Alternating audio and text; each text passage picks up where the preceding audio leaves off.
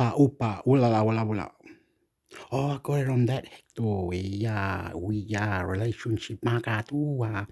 Relationship makatua. Hector, intermix, Hector, intermix, Hector, intermix, Hector. YouTube. Intermix, Hector. Subscribe. Chifu Hector Mix.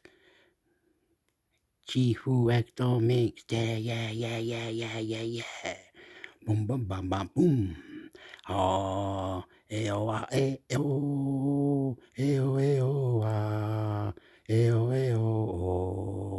ta de tururu, la la la ta ta tururu. Bambo, tun turun tun. Amor querido, caliente. I love you people, sporty, gente, mucha mente. Okay, let's go. What is this? God. Fuck you, God. In your body, God. Make me happy, God. On the name of Jesus Christ, who died on the cross. Yeah. What's wrong with you? I love you, God. Love you, God. Does it do all this? 200 plus best ChatGPT prompts for every workflow 2024. Using ChatGPT has been a go-to mantra for us and our team. The recent ChatGPT statistics show 100 million weekly active users, which is huge. The truth is, yes, you can do almost anything using ChatGPT. We generate images, write emails, and even create our business strategies using ChatGPT. But the thing is, it requires prompts to provide you with correct outputs. You can't just write anything, expect it to provide you with what you desire.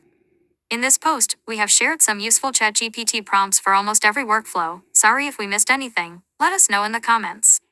Copy the prompts, fill in the blanks with the right parameters, and you're ready, but remember not to rely completely on it. ChatGPT is not that dependable right now because of its hallucination.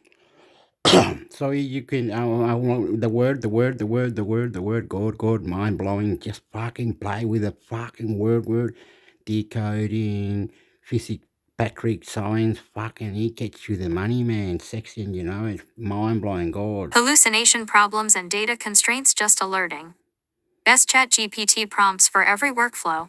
You can just fucking breaker, book up, God, money, fucking sex, cars, house, fucking, you go chat GPT, fucking prompts, mate. Kill your mind. Workflow. Let's jump in and see what some of the best ChatGPT prompts can do. Steps to use the below ChatGPT prompts. To use the below prompts and get anything done, follow these steps. Copy the prompt. Fill in the required details inside the braces. Paste the prompt in ChatGPT. Run your prompt to get the result. If you want to know the prompts and everything about it, read this article's last section. Also, remember that these prompts can be used on both ChatGPT 4 Plus and ChatGPT 3 free. ChatGPT prompts for business. It was the year 2020 when we had many business tools doing different things, and we always wished for a single tool that could do everything for us. ChatGPT is one tool that does every job well after a long time. ChatGPT can help you analyze, strategize, plan, execute, and more. Need to brainstorm ideas? Check. Want to draft a business plan? Done. Looking for market research? ChatGPT has your back. No slack. It uses ChatGPT to improve its users' workflows. By the way, we have curated these prompts and tried them ourselves. Also, we have curated specific prompts for business workflows which you can check out here. Play with these prompts, and don't forget to add your own parameters. 1. Write a business proposal for launching a new line of eco-friendly products. Ideas of products you are thinking of, detailing the market demand, competitive analysis, and sustainability benefits. 2. Generate a script for a 30-second commercial promoting our new product name. Here's what the product is about. Specifications. Here's what my idea about the commercial is. Some insights. 3. Write a persuasive email to convince potential customers to try our service. Specify a little bit about your service here. 4. Create a list of frequently asked questions for our customer service team about topic of FAQ. 5. Generate a summary of our company's mission and values. Specify a little about your company, and a very short summary of your vision. 6. Hey ChatGPT, I want you to write a script for a training video for me on how to use our software. Here are some details about my software and how to use it. Mention some important insights on what your software is about. What your software does and how it performs a certain task here. 7. Create a list of potential blog post ideas for our company's website. Here's what my company is about. Specify some important details about the company you want ChatGPT to mention blog ideas about and the topics we want to cover, or fill this with topics your company is planning to cover. 8. Generate a press release announcing our company's latest partnership. Please focus on the nature of the partnership. Mention the type of partnership, e.g., technical, marketing, distribution, and the benefits it will bring to our stakeholders. Mention the stakeholders, e.g., customers, employees, shareholders. Include details about the partner company. Mention the partner company's background or strengths. 9. Write a script for a video testimonial from a satisfied customer. The customer should mention specific features or benefits they liked about your product/service and mention their personal experience using our product service over a duration of specified duration, e.g., 6 months, 1 year. 10. Create a list of keywords to optimize our website for search engines. Focus on keywords related to specify the nature of your business, e.g., tech, gadgets, organic. Oh my God, can it really do that? Can it really tell you, oh, go to this website, they've got a search engine there, you can use it as well in your own website. It'll pop up a system and everything like that. You just gotta recode it and code it for you how you want it. So let's start the process.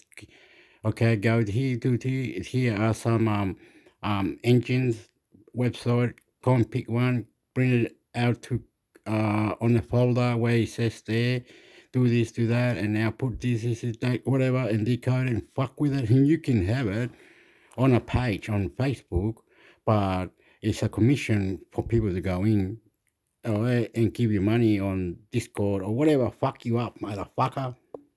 That's all good, man. Organic foods, fitness training, and also consider our target demographic. Mention target audience, e.g., millennials, athletes, parents. 11. Generate a script for a social media video showcasing our company culture. Emphasize our core values. List some core values, e.g., innovation, sustainability, inclusivity, and display moments from our workplace. Mention specific events or situations, e.g., team building activities, office parties, community service. 12. Write a script for an explainer video about our new product. Highlight its unique features, mention some standout features, and explain how it solves specific problems. It will highlight the special features. Are you ready? What's this? What's this highlighting? Your eyes can see something yellow or blue or whatever, and you press it. You might go to another page or something different, and it all good, all good, all good, all good. Thank you. Problems for the user. The main user pain points are mention some problems your product addresses. 13. Create a list of potential influencers to collaborate with for social media campaigns. You can even tell it, maybe, I've never done this, but for sure you can even tell it to prompt you the system update for the website to make more money in prompts and make it better, a search engine. So what are we listening to for? Oh, fuck it. If we're smart, we don't need to listen to this. We just go to ChatGPT and write whatever you fucking want. Fucking kill the cunt. ChatGPT, we're killing you. We're doing your fucking head in, mate. Huh? We're breaker, fucking. Cack on your tongue, ChatGPT. Watch what we write. We'll look for it. Fucking copy paste, mate. And whatever. I don't know. Fuck me dead.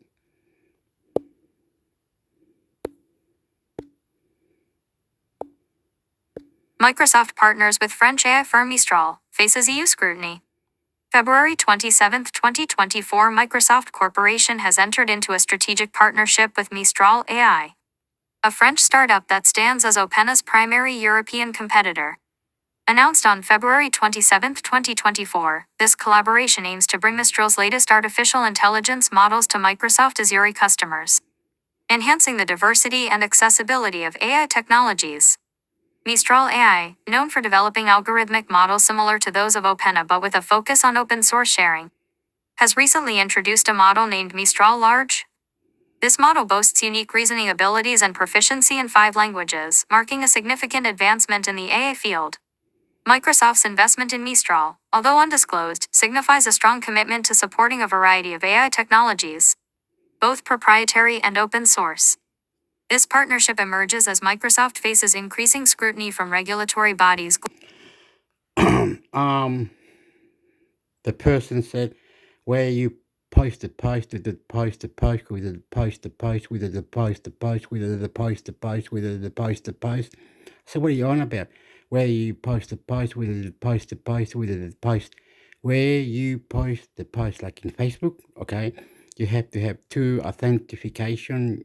It sends you a message or something on your phone, or you use your thumb or something. You're more advanced and you're more blah blah blah blah blah blah. Anyway, you've created a post to post into your how can I, into your page or into your group that are post to the post or whatever you did.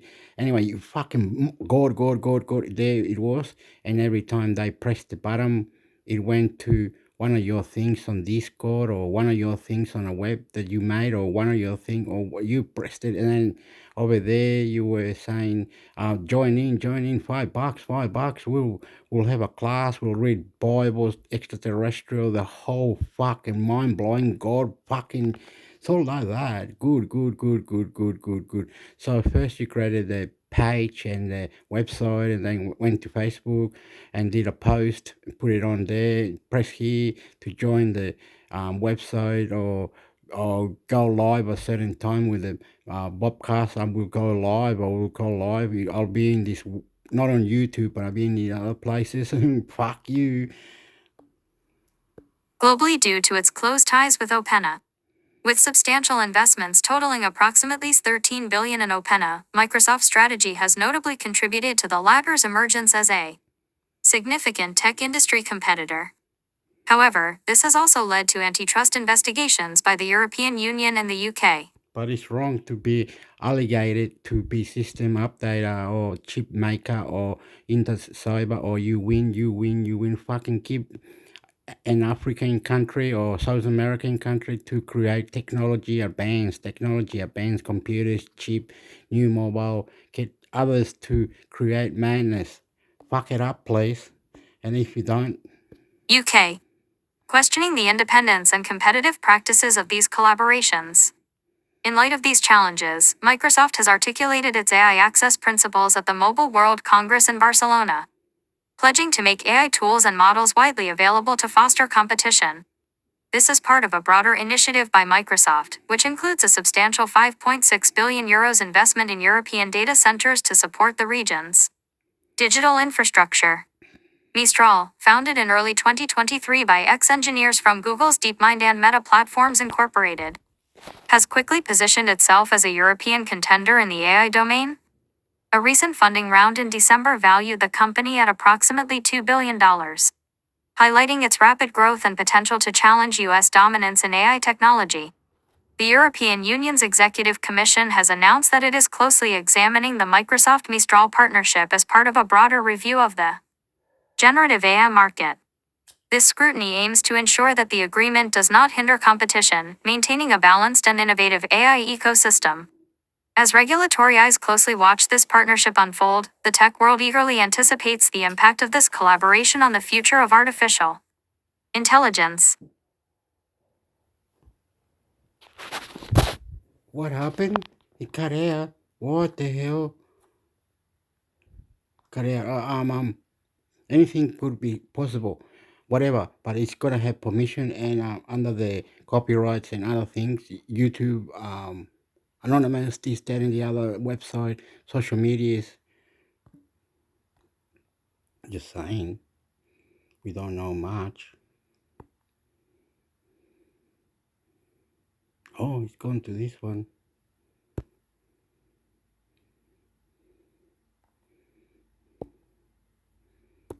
Upa laka luka, tapa. Google brings Stack Overflow's knowledge base to Gemini for Google Cloud. TechCrunch. Developer Q&A site Stack Overflow is launching a new program today that will give AI companies access to its knowledge base through a new API, aptly named Overflow API. The launch partner for this is Google, which will use Stack Overflow's data to enrich Gemini for Google Cloud and provide validated. Yep, it's gonna cost money. It's gonna cost money. It's gonna cost money. YouTube has to cost money. Cost money. Cost money. YouTube, Facebook, everything costs money. Money. Money. Money. Money. They cannot just give you for free. No. Oh yeah, just have 1,000 gigabytes here and do this here and blah blah. No, you gotta join up. Fuck you. Fucking cackle your tongue. Cackle your tongue. Cackle your tongue. Go get fuck you. European copyrights. American cheap phone companies, government. Validated. Stack Overflow answers in the Google Cloud Console. Meanwhile, Stack Overflow will work with Google to bring more AI-powered features to its platform. A process had already started last year with the launch of Overflow. Google and Stack Overflow plan to preview these integrations at Google's Cloud Next. Oh yeah, but it can't be a crazy price. Don't do this. 2025. This costs 28 noble. Oh no, fuck you. Make it like something mediocre. $17. $7.50 or something. Don't fucking mediocre, you fucking 29, 50, 150. Fuck up, you're a fucking dickhead. 2002. Your AI phones now cost money to have the video downloaded. It goes to the cloud. Huh? What? What have you done? What have you done? Well, we've got to pay. We've got to pay now. We've got to pay. We've got to pay. We've got money. Oh my God, you killed it, did you? Now we have to pay. Use our credit cards. Oh, fucking hell. Next conference in April. It's no secret that content-driven services like Stack Overflow. And like he's saying, Stack Overflow, right? And or whatever, it goes up to one to the other, right? In engine, maybe AI, maybe how they whatever. Fucking mind blowing. Pay up, fuckwit. Pay up, dog. Fuck up. Overflow, but all sorted, publishing houses AC. Want to ensure that they get paid when large language models ingest their data. While Google and Stack Overflow aren't discussing the financial terms of this partnership, it's worth noting that this is not an exclusive partnership. The way in which we're thinking about it with Google is very specific to all the problems that we want to solve for users, Stack Overflow CEO Prashant Chandrasekhar told me. Other companies, it's been fascinating the number of inbounds that we received from companies of all kinds that are experimenting with LLM training, with AI products, cloud companies and non-cloud companies that are looking to become cloud companies, all sorts of folks who are trying to leverage our data in very, very powerful ways. This program, this Overflow API program, is absolutely available for all partners to work with us on. A world where all developers can get their answers from an AI. Okay, yep. You'll have it all. The creator will. Yep. Okay, no worry. Okay, stop stopping the heck. It's gonna cost money. The creator gets the whatever, and he copy he photocopy into his mind what the other people were doing or the other company or his fucking mind fucking blowing these bastards. Fucking 7 of them fucking created chips. 7 of them fucking sexy motherfucking mind blowing, mate. Fuck you. Every website, whatever it was like a shop, and it had teachers. You can learn here. You can see TV. You can see the video. Money, pay up. Subscribe, pay up. Subscribe, pay up. Subscribe, pay up. And it was information, mind blowing. And others buttons, different ideas, editing tools, and that want to buy the fucking thing, and then you can fuck with it. We'll show you how to fuck with it. Don't fuck with us and pay up, money, fucking information, mind control, mate. Fucking good shit. Chatbot, though, is also a world where far fewer developers go to the Stack Overflow website to ask and answer questions and copy and paste them into their code. Yes. That will be. You can that like a chat thing. How can I post this in? Yeah. The forum is over here. Post it in here. We'll have a look. Many others will look into it. Then you said, "Oh, I gave that for free. And the person, no, you did not give it for free. We're giving you a bonus, like a voucher, or points, or whatever. We're giving you bonus, motherfucker. You understand? Oh, so I didn't give it for free. Many others now can get it and do whatever for free to eat. Oh, well, my coding thing blows up. Yeah. What do you mean? I did something incredible. Yeah. You're giving it away for free. And we're saying we're giving you a commission with your Discord, your others, and your email. Everything's getting something. Don't worry, updating you fucking good shit. Keep it up, mate. Keep it up. Keep it up. Keep it up. That store you made up, that fucking thing that blows and goes looking for whatever it is, blow up, blow up. Mind blowing. In the forum. In the forum. Want to be wherever the developer is, Chandrasekhar told me when I asked him about that. And why? Information was information can do what it got and can fucking cackle your tongue, you fucking dogs. While he acknowledges that Pay up the $17.50 and then you have to pay up or whatever it is. Keep going, motherfucker. he believes the developer workflow will change due to these AI tools, he still believes that there is a need for a trustworthy knowledge base of validated answers. The ultimate vision here, he said, is for humans and AI to come together and ensure that developers can trust the answers from the AI tools because they are derived from the knowledge base created by subject matter experts. It's also worth noting that this isn't just about AI. Google will also bring Stack Overflow right into the Google Cloud Console and will allow developers to see answers and ask questions right from there. You can envision going to the Google Cloud Console, typing in a query, and next to all of the Google-specific responses, you will see Stack Overflow-specific responses, Gabe Monroy, Google's VP of Developer Experience for Google Cloud, explained. Those two things will start to merge together from a developer experience perspective. Now, that's really important because what that means is developers get a smooth experience.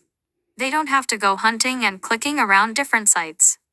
Everything that they would want, Stack Overflow questions and answers, as well as Google Cloud-specific question answers, all in the same spot. He also noted that the Gemini answers will include citations, so developers can check that the results are correct. On the Stack Overflow side, the idea is to use Gemini through Google's Vertex AI platform. Currently, the team is evaluating what that will look like, but you can imagine AI support in the question asking and moderation processes, for example, as well as in the form of an assistant that can answer questions on the site. Stack Overflow derives its value from having this vast user base of expert users and now more than a decade of questions and answers about virtually any computer science problem, and while Stack Overflow also runs a network of similar sites about other topics. The focus right now is on its flagship developer-oriented site. Chandrasekhar noted that it's very important to ensure that this quality remains high and isn't diluted by low-quality, AI-derived answers itself. In part, that's why Google is integrating the human elements of the Stack Overflow. Oh, did I hear you wrong? The AI answer himself. So you say, can you wait? And then it goes, do. Yep, it does whatever. Then you say, can do the same thing? And it answers itself. You reply that back. Reply that back and it answers itself, motherfucker. Overflow platform. We want to keep the quality super high. It's supposed to be the best of the best in terms of quality and accuracy, he said. He argued that the barrier for entry for asking questions is going to be much lower for many developers because they'll be interacting with Gemini, not an opinionated group of fellow programmers. You're getting a little bit of the best of both worlds, which is fantastic, he said. Google's Monroy similarly stressed the importance of the human element in all of this. As the team at Stack Overflow looks to use Gemini to roll out new features, making sure that it's not disrupting what is beautiful and what is pristine about the way Stack Overflow has served the developer community. For many years, that's sacred. In the long run, Monroy said, Google may also use this partnership to enhance its code completion model, currently dubbed Cody. Oh, wow. Okay, I'm not saying anything, but if you're mind blowing, oh, it can do the code to everything will be updated in your computer right now. Even hidden things, even other things. Oh, your computer is gonna go and it's gonna run faster because it's gonna have this mechanism. Oh, we're gonna find out how to press the right buttons to get everything updated on your computer that never gets updated. Every time you need to do that, the chat GPT will teach you how to do it, and then we'll go back with the same words and it'll answer itself, and then we'll know which button or how to create the whatever it is or whatever in the computer. your computer will be updated to the max and will love it. Your computer will love it. Mind blowing, mind blowing. You found out how to press buttons or whatever it is setting or whatever it is, the fucking thing that gets your computer really updated and things that updated wasn't updated and the updated is updated is and the BPM was updated, the BPM was and the cyber security, the whole lot, the whole lot was more advanced and it was there. And you go, fucking, yes, your computer can be updated to the max. We're just pressing some codes and doing some things, and you can fucking maximize, and the computer will love it.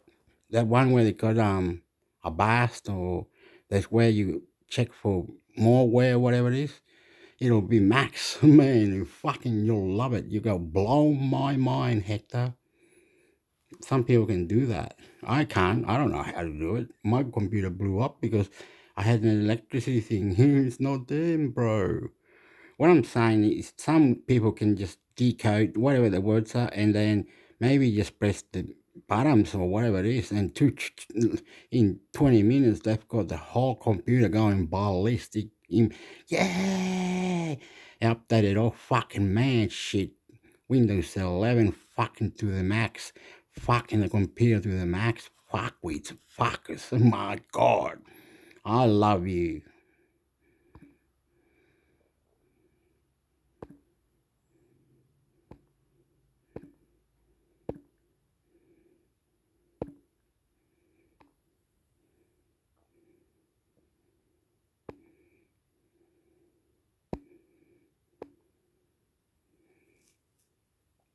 Yep, you gotta pay.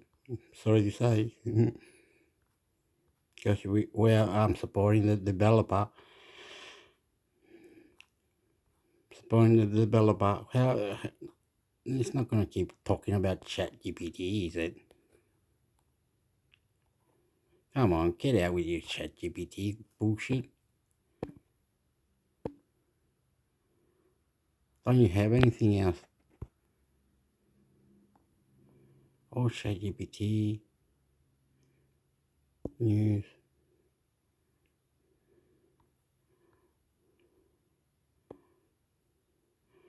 Dumble CEO aspires AI to help people flirt. What the hell? To flirt with dating coach. With dating coach? What the hell is this? Like some silly thing? Wolf word.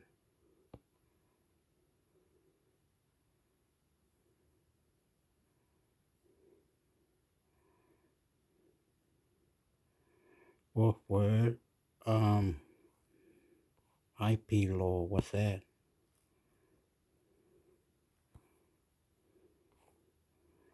Um,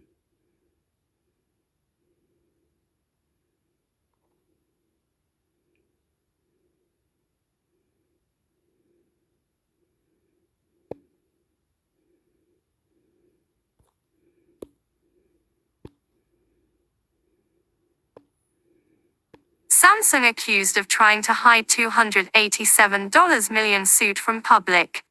A group of intellectual property professors wrote in support of Samsung Electronics Co.'s argument that an agreement with a patent owner didn't bar it from filing a patent office challenge. Photographer, John Chung/Bloomberg. February 29, 2024, 11:59 a.m. GMT plus 11. Samsung accused of trying to hide $287 million suit from public. Lauren Castle. Correspondent.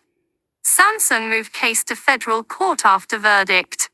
Dutch firm argued move isn't confidential. A U.S. District Court judge refused to seal Samsung Electronics Co.'s request to remove a breach of contract case to a Texas federal court after a Dutch telecommunications company accused the Korean giant of trying to conceal the very existence of this case from the public. Kninkledge KPN told a Texas federal judge on February 27 that, as far as KPN's counsel has been informed by the clerk of the court, Samsung instructed that the entire case, not just its initiating document, should be concealed from the public. This came after Samsung sought to move the case from state court. Learn more about Bloomberg Law or log in to keep reading. Learn about Bloomberg Law. AI-powered legal analytics, workflow tools and premium legal and business news. Already a subscriber? Log in to keep reading or access research tools. Copyright signed 2024 Bloomberg Industry Group, Inc. All rights reserved. More from Bloomberg Law. Most read stories in IP law. Nintendo accuses console emulator of hacking Mario Kart, Zelda. The video game emulator usually circumvents encryption on Nintendo Switch games, making them available on other platforms like personal computers and mobile phones in violation of the Digital Millennium Copyright Act, according to a lawsuit from Nintendo of America Incorporated. Samsung wants $287 million contract breach suit in federal court. Samsung Electronics Co. Limited wants a breach of contract lawsuit moved from state court. Days after a Texas jury determined the electronics giant must pay Kninkage KPN $287 million for breaking a contract concerning a patent licensing deal. OpenAI sued by media outlets under Digital Copyright Law 1. Media outlets The Intercept Media Incorporated, Raw Story Media Incorporated, and AltNet Media Incorporated filed a pair of lawsuits against OpenAI, Inc. in Manhattan Federal Court on Wednesday, alleging the firm removed author information from articles in data sets used to train its generative AI. Latest stories in IP law. McConnell's legacy to endure in conservative federal courts. Sen. Mitch McConnell will step down from Senate leadership later this year with a legacy of reshaping the federal judiciary, the fruits of which will endure long beyond his tenure. Judges start at the beginning after leaving bench for Big Law. Welcome back to the Big Law Business Column. I'm Roy Strom, and today we look at how a group of former judges are building their own books of business in Big Law. Patent lawyers' liability for fees pending at federal circuit. The nation's top patent court is grappling with an appeal seeking to levy attorneys' fees against lawyers for a thinly capitalized plaintiff. A twist on the current fee-shifting law that could deter some of the country's most prolific filers of infringement lawsuits.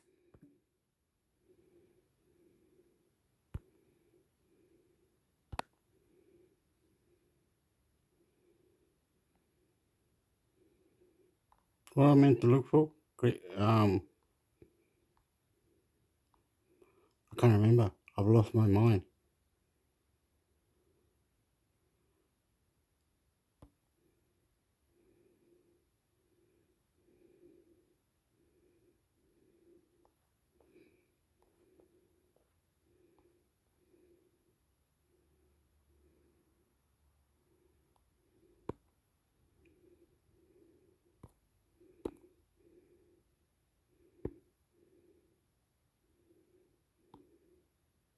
Google must defend revived claim over use of Android phone data.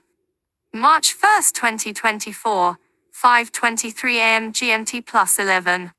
Google must defend revived claim over use of Android phone data.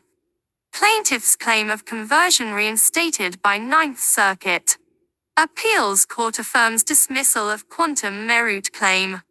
Android cell phone users won partial reinstatement of a proposed class action. Google illegally consumes the data they purchase from their cellular providers each month. The plaintiffs urge Google has programmed the Android operating system to secretly send and receive a large amount of information to and from Google using plaintiffs' cellular data. They asserted claims of conversion and quantum meruit under California law. A federal trial court erred in dismissing the suit under Federal Rule of Civil Procedure 12b-6 because the plaintiffs adequately pled a claim of conversion, the U.S. Court of Appeals for the Ninth Circuit ruled. Learn more about Bloomberg Law or log in to keep reading. Learn about Bloomberg Law. Powered legal analytics, workflow tools, and premium legal and business news. A federal trial court erred in dismissing the suit under Federal Rule of Civil Procedure 12b-6 because the plaintiffs adequately pled a claim of conversion. The U.S. Court of Appeals, Android Self-Appeals Court affirms dismissal. Google must defend revived claim over use of Android phone data. March 1, 2024, 5:23 a.m. GMT +11. Google must defend revived claim over use of Android phone data. Plaintiff's claim of conversion reinstated by Ninth Circuit. Appeals Court affirms dismissal of quantum meruit claim. Android cell phone users one partial reinstatement of a proposed class action. Google LLC illegally consumes the data. Whatever, dude.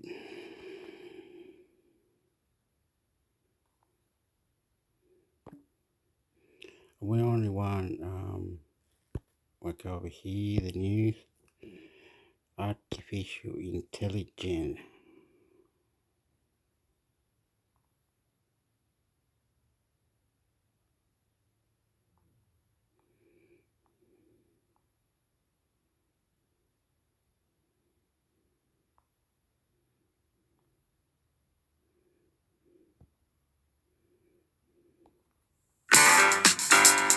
Lawyers are expensive, and if you're a lawyer, you might think that's a good thing. But today's guest says you think that, technology can be a big... Can we copy that? You can. I copy that. Here. Whoopala.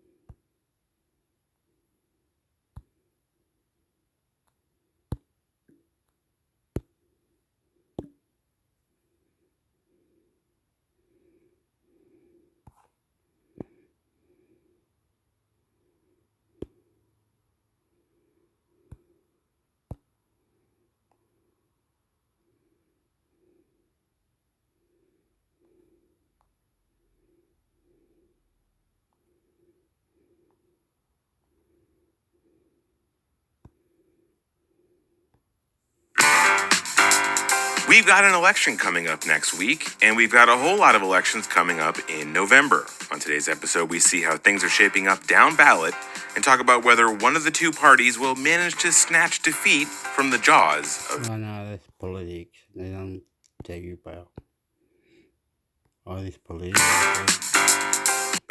After working on the prosecution side of things, Nick at the Department of Justice and Kit at the Securities and... No, Paul. No, it's not like that. It's like this, look. Cyber. Google News.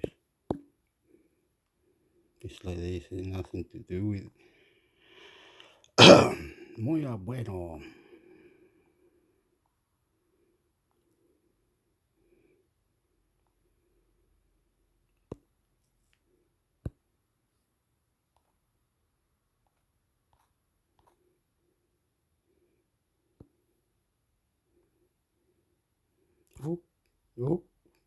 Oh, what am I doing? Chicken out.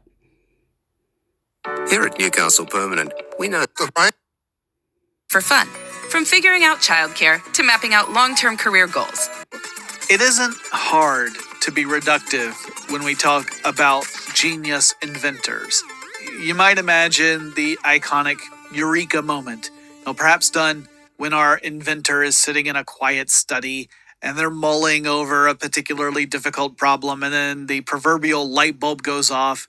But in truth, innovation often follows in the footsteps of other discoveries, right? Because our subject typically stands upon the shoulders of giants, and they in turn stand on other giant shoulders. An oily liquid, it's colorless. You wouldn't think it could cause an explosion, but you'd be dead wrong there. Oh, yeah, okay. The explosion, yes. The explosion, motherfucker. The fucking explosion. You hear it. I went forward and they knew it. I heard it too. Perhaps literally charged plasma, which is an ionized gas. Sometimes we talk about that as like the fourth state of matter. Well, the ionization detector that Jaeger was working on. Yeah, mate. Yep. I'm in Australia. Go for it, mate. Beautiful. Word for word. God to God. Fucking mind blowing. Fuck you, motherfucker. Love you. Love you. Good on you, mate. Very nice person. You got nice tone, nice way. Do the info, motherfucker. Had two charged plates inside of it, and these charged plates would attract ions. And because we know opposites attract, a negatively charged plate attracts the positively charged ions toward it. The positively charged plate will attract negatively charged ions toward it. And Jaeger's hypothesis was that this poison gas would interact with those ions and bind with them and thus impede their flow, which would alter their electric current running through the device. And this change in electric current would then activate an alarm and cause a light to light up. So if something were to interfere with that electric current, the detector would go off. So the problem was Jaeger wasn't seeing any results. He had been testing and testing, and it just wasn't working. The amount of gas that would actually make it into the detector didn't seem to be sufficient enough to make an appreciable change in the ionic flow, so nothing was happening. So he got discouraged, and he decided he was going to light up a cigarette and smoke away in frustration. And to his surprise, shortly after he started puffing away, the alarm went off. Jaeger discovered that while the poison gas wasn't setting off his alarm, the smoke from his cigarette could do it. So Jaeger accidentally invented the world's first smoke detector. Now, other engineers would improve upon Jaeger's initial design to make it more effective, and many modern smoke detectors work by using radioactive material inside them. But don't worry, it's a very small amount of radioactive material. It's also very well shielded, but it's this that generates the ions in the first place. Anyway, boom. We get smoke detectors because a Swiss physicist had to have a cigarette when his invention wasn't working properly. Speaking of booms, let's talk dynamite. Now, I think I might be stretching the word technology a little bit here, but then considering that the guy who invented dynamite would go on to fund a prestigious award that recognizes achievements in fields that include technology, I think it's forgivable. So this is the story of Alfred Nobel, a Swiss engineer who was trying to figure out if there might be a safe way to leverage the rather spectacularly explosive power of nitroglycerin for useful purposes, such as, mining and that kind of stuff. The problem was that nitroglycerin is awfully unstable. It's an oily liquid, it's colorless. You wouldn't think it could cause an explosion, but you'd be dead wrong there. Perhaps literally. Now, Nobel had worked in the lab that actually discovered nitroglycerin, and his compatriot who was responsible for that discovery was skeptical that it could ever do anything useful, but Nobel had higher hopes. But here's how nitroglycerin works. It contains carbon, hydrogen, oxygen, and nitrogen, and these are bound together in molecules. But if those molecular bonds should break, then the molecules will shift to form new molecules, and they'll create stuff like carbon monoxide and other types of gases. Now, these gases will bubble and start breaking other molecular bonds, so it speeds up this molecular change at a rate that's so fast, you get a massive release of energy all at the same time. Essentially, you get an explosion. And the really bad news is that just knocking into the stuff could be enough to trigger the reaction. It might not, but it could. Nobel was attempting to make nitroglycerin a useful tool for industry, again, particularly in stuff like mining or maybe clearing land for things like building tunnels. But the unstable nature of the chemical remained a huge concern, and tragically, there were accidents that led to fatalities, including Nobel's own brother back in Stockholm in a lab. So Nobel needed a solution not just to save his own reputation, but to prevent future catastrophes. And he hoped that by mixing nitroglycerin with the dust of otherwise solid material like wood or brick could decrease its volatility. So he tried lots of different stuff. But diatomaceous earth turned out to do the trick. And while I can't say for certain that this discovery was completely incidental or accidental, it shows up in a lot of articles as an accidental invention. I'm not so sure about that, but I'm including it here anyway. Anyway, diatomaceous earth is made up of skeletons. Not human skeletons, but diatom skeletons. So diatoms are these single-celled algae, and their skeletons are cellular walls composed of silica. So really, it's kind of like silica powder. Nobel had no reason to believe that silica powder would be a great match for nitroglycerin, but he was desperate to find something, so maybe this is the by chance that we're looking for. Anyway, he discovered that mixing nitroglycerin with silica created a kind of putty or paste, and you could shape the stuff into rods, and using a blasting cap that Nobel also had invented, you could create dynamite. The Play-Doh-like texture meant that nitroglycerin couldn't form bubbles when it got bumped into, so it could no longer initiate that runaway chain reaction that would make, explosions happen with the liquid nitroglycerin stuff. And the rod shape meant that you could do things like drill a hole in a rock face, insert a stick of dynamite into the hole, light the fuse, and get the heck out of Dodge, and boom, you remove a whole lot of rock. Nobel had high hopes that his invention would create an enormous benefit for humans, but as he neared the end of his days, he worried about his legacy, partly because a French newspaper published his obituary a little bit prematurely. Turned out Nobel's brother Ludwig had passed away, and the reporter assumed it was Alfred Nobel who had shuffled off the mortal coil. And this is when Nobel decided to dedicate a large amount of his enormous fortune toward establishing a trust that would reward those who made significant contributions to humanity, and that's how we got the Nobel Prizes. What a blast. All right, we're going to take a quick break. When we come back, we've got some more accidental inventions. Authorised by the Australian Government, Canberra. Yeah, because no one should ever ask you for a picture of yourself online. Businessman. Some would call a thought focusing on how you can achieve it too. We all might have different starting points and end goals, but as long as we have the desire to acquire financial freedom, it can be done. From the I hear you can go into a forum where you ask many questions as you fucking want, motherfucker. It's about cyber and coding and AI forum for this one word. I can't remember the name of the word, and everybody can debate that or say that or do or what. And they say, oh yeah, credit card here, money here, do this, back on your dead. Fuck you. streets to the suites. Listen Yeah, and the forum. to Money and Wealth with John Hope Bryant every Thursday on the Black Effect Podcast Network. Where was the forum? In the website. And you have to go, oh no, I can't trust the kind of thing. Freaks me fucking out. Oh well, cackle your tongue. You have to be there for an hour with your Google email for an hour. Fuck you. Get fucked. iHeartRadio app, Apple Podcasts, or wherever you get your podcasts. My name is Rachel, and this is my new podcast, Rachel Goes Rogue, ready to come clean.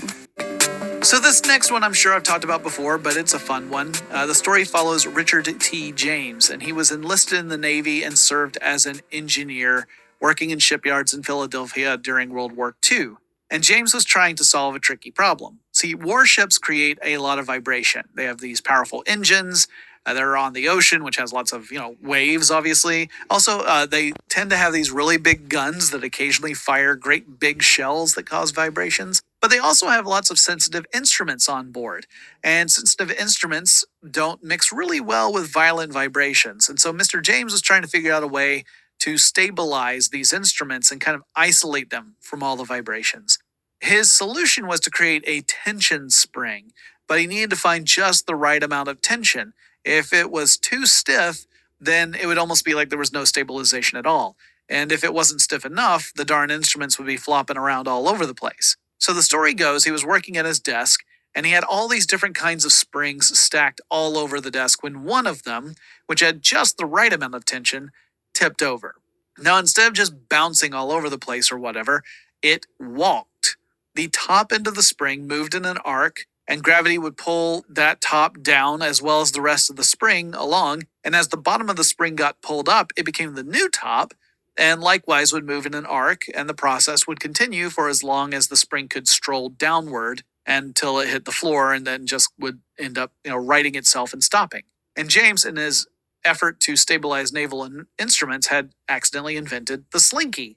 His wife, Betty, came up with the name. She was responsible for a lot of very smart business decisions, And James would work to find just the right type of wire and tension to replicate his happy accident, and he settled on 80 feet of wire that was coiled into almost 100 loops. In 1945, he began to sell the Slinky through a new company that he had founded, and they sold like hotcakes.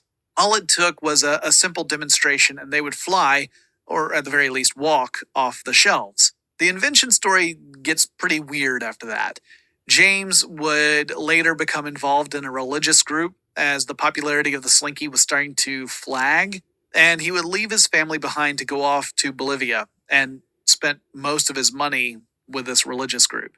His wife, Betty, actually rescued the Slinky business and actually successfully brought Slinky back to popularity. So it's good to see that with the wise leadership of Betty, the toy could, spring back. Now, finally, I would like to talk about chocolate bars. Not the invention of chocolate bars, it's just that chocolate bars play an important part in this story. All right, so again, the year is 1945. Big year for accidental inventions. And a feller by the name of Percy Spencer was working with radar systems. Now, one of the components that Spencer worked around was a magnetron, which I know sounds kind of like a transformer, but while there is more than meets the eye, it's actually a device that emits short electromagnetic waves, specifically in the microwave range. So in many ways, it's similar to a cathode ray tube, which is the light bulb-like device that's inside old television sets. So cathode ray tubes generate a stream of electrons, which then collide with phosphor on the backside of a TV screen and cause that phosphor to illuminate. But a magnetron generates something else. It generates microwaves. And Spencer was working near magnetrons and noticed something. His pocket had become sticky. That's because he had a chocolate bar in his pocket, and he was meaning to snack on it later, but something had caused the chocolate to melt. Now, the lab's temperature wasn't really warm enough to do that, so Spencer theorized that the microwaves generated by magnetrons had heated up the chocolate bar some way. That got the wheels turning. So Spencer's accidental discovery would lead to the invention of microwave ovens. The microwaves emitted by the magnetron will bounce around inside ovens because these ovens are coated with metal. They reflect the microwaves, and so eventually the microwaves will hit the food inside the microwave. And at that point, the microwaves will get absorbed by water molecules in the food, and those water molecules will begin to vibrate from absorbing this energy. That vibration causes friction, and friction, as we all know, creates heat. And so by vibrating these water molecules inside food and making them vibrate super fast and create a lot of friction, you reheat the food or heat up the food. And it does it very quickly. And this is all because of a melted chocolate bar in a radar laboratory. Now, it's possible that every single one of the inventions I've mentioned today would have come about on their own time through some other means, that someone would have discovered it at some point. But I think the lesson that we should take from this is that the next time you have a goof 'em up, you should really pay attention, because you might just be onto something. Anyway, I always think that it's fascinating to learn about inventions. As I said, a lot of inventions, as you read about them, you realize, oh, this is an iteration, a refinement of a previous invention, and you have to go back a bit. And then when you go back a bit, you realize, oh, well, this in turn was built on top of some other principles. So you got to go back further. So whenever you talk about the history of any invention, you are running the risk of actually diving super deep into history until you just have to make an executive decision of where you cut it off. So I hope you enjoyed this short episode about some of the accidental inventions that we have been lucky enough to experience over the years.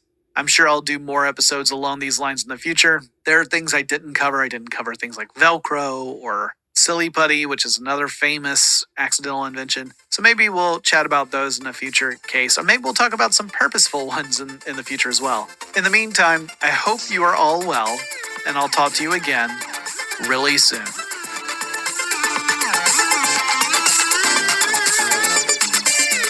Tech Stuff is an iHeartRadio production. For more podcasts from iHeartRadio, visit the iHeartRadio app, Apple Podcasts, or wherever you listen to your favorite shows.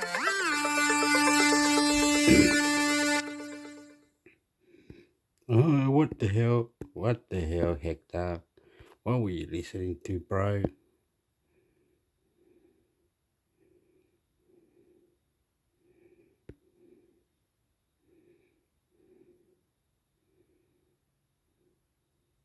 I didn't think it would happen to me.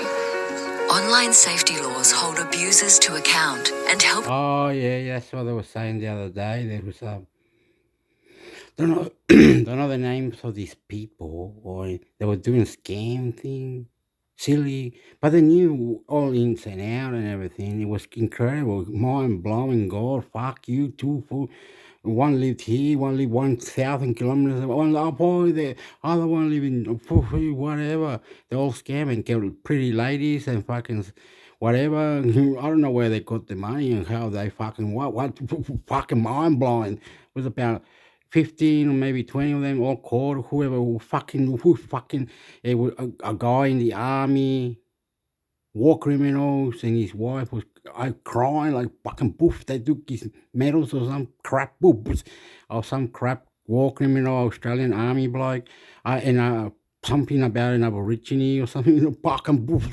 mind blowing, mind blowing. Fucking what I'm trying to say is, oh, I really lost myself.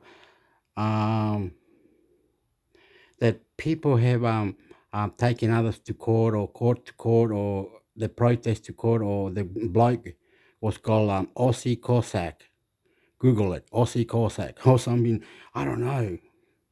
Incredible. They caught about 15. Or they were like they were in rooms and in buildings. They were caught doing yucky, stupid. How can you walk into and then pretend to go on the side and where the other office is, and photos take this to recipe, copy the recipe. Fuck weed, mind blowing. Who knows? Who knows? Maybe we can't stop cyber attack. We don't have sexy Indians, sexy this, sexy that. We're killing the climate change because our technology is not advanced to control weather and patterns of earthquakes and shit. Fuck you. I didn't think it would happen to me. That bucket load of cash on you. Hopefully 10 times more than what you're actually worth. Or maybe you actually figure out how to be profitable all on your own. You actually have a business plan and you have a way of generating revenue. You would be the rare Silicon Valley project that actually. All right. If you had your mind into fucking and that you fucking blew the information, man. You blew the decode. You blew the shit. You blew the fucking boom. Bah. You are crazy now. You're blowing it up. You know, internet. You fucking it up. You're sick, bro. Works as a business on its own. That, again, is the dream. But dreams don't always come. You would be out in the real world and you would have time to. And you'll have information, thank God, like a Bible, man. You fucking UFO, alien God, prime fucking you, everything, you fucking, eyes blowing, man, eyes blowing. You were in another level, fucking blue, fucking God. This person was destroying the bad things out of the internet. This person was destroying the bad things out of the internet. This other person was destroying the internet. This other person was hacking it. This other person was fucking it. Blah, blah, mind blowing. A whole lot. You win. Like your wife was next to you. Yes, my husband is very generous, very soft, very nice. I like his adventures, horse riding, camel riding, motorbikes. He's very sporty, mind blowing. Kill. Maybe you're waiting in line at the bank. Oh yeah, and the money. But you said if it takes me 4 years, then I'll have this to. The wife said, my husband, fuck kid, now I'll be pop. My husband, eh? Or maybe you're sitting on a subway and you're on your way to work and you just need something to distract you from the tedium of life. Boom. Quibi is there to save the day. High production value, scripted entertainment. Or, like game shows or whatever. But still, high production value, not the type of stuff you would see typically on a site like TikTok. Except the app launched just as the world was shutting down and going into quarantine in 2020. So the use case for the app was no longer relevant. At least not for the several first months of the app's existence. Plenty of critics said that even without the pandemic, Quibi would have just totally failed. But certainly the lockdown was a massive blow to the service, when there were plenty of other options folks could access when they were at home? Why use Quibi if you have access to Netflix or one of the billion other streaming services that are out there now? The Verge has an article going through other reasons why Quibi flopped. The writer Julia Alexander argues in that piece that one big reason is that none of the shows on Quibi were particularly good. And that is a really tough problem. It is hard to convince folks to flock to your streaming service if the stuff you're streaming isn't very entertaining or compelling. Alexander actually says, quote, most titles felt like jokes straight out of 30 Rock, end quote. Ugh. If you don't know what that means, 30 Rock was this sitcom, a satirical sitcom about creating a late night comedy variety show akin to Saturday Night Live. And often the show was joking about different shows that the network was launching, and they were always ridiculous. And you would never really expect to see such a show in the real world. Well, Quibi apparently brought those kinds of shows to the real world. Initially, Quibi offered a free subscription for a few months to early users, kind of a trial period. But once that trial period ran out, users were then given the option to subscribe to the service either for $5 a month, which was an ad-supported experience, or $8 a month if you wanted to be free of ads. But since, as Alexander points out, there really wasn't much compelling content on the streaming service, most folks declined the offer. Once it stopped being free, they're like, that's it, I'm out. There's nothing here to keep me here. Julia Alexander also argues that Quibi was doomed even if there had never been a pandemic. And it's quite possible that she was right. Because as we do know, Katzenberg and Whitman were at odds with each other. There was a lack of good content on Quibi. There were a lot of other competing services already out there, and there weren't a lot of good arguments to say, why use Quibi when there are these other alternatives, right? And to Alexander's point, the people at Quibi never really settled on what Quibi actually was or what it was for or what its mission was. And because there was this lack of clarity, there was really little chance of success. Now, we'll never know if Quibi would have succeeded had there not been a pandemic or if it would have survived. But we do know that Quibi launched on April 6th, 2020, and it was shut down by December of 2020. It didn't even make it a full year. And considering how much money was behind that app, remember, this is an app that spent $1 billion just on the content. That's not even on the engineering or anything else. Well, that's a massive flop. Big time flop in the tech world. And while we're on the subject of short form entertainment, let's talk about a precursor to TikTok. Something that kind of was forging the path that other services like TikTok or Instagram Reels would follow. And I'm talking about the venerable and missed app Vine. At least it's missed by some people, including me.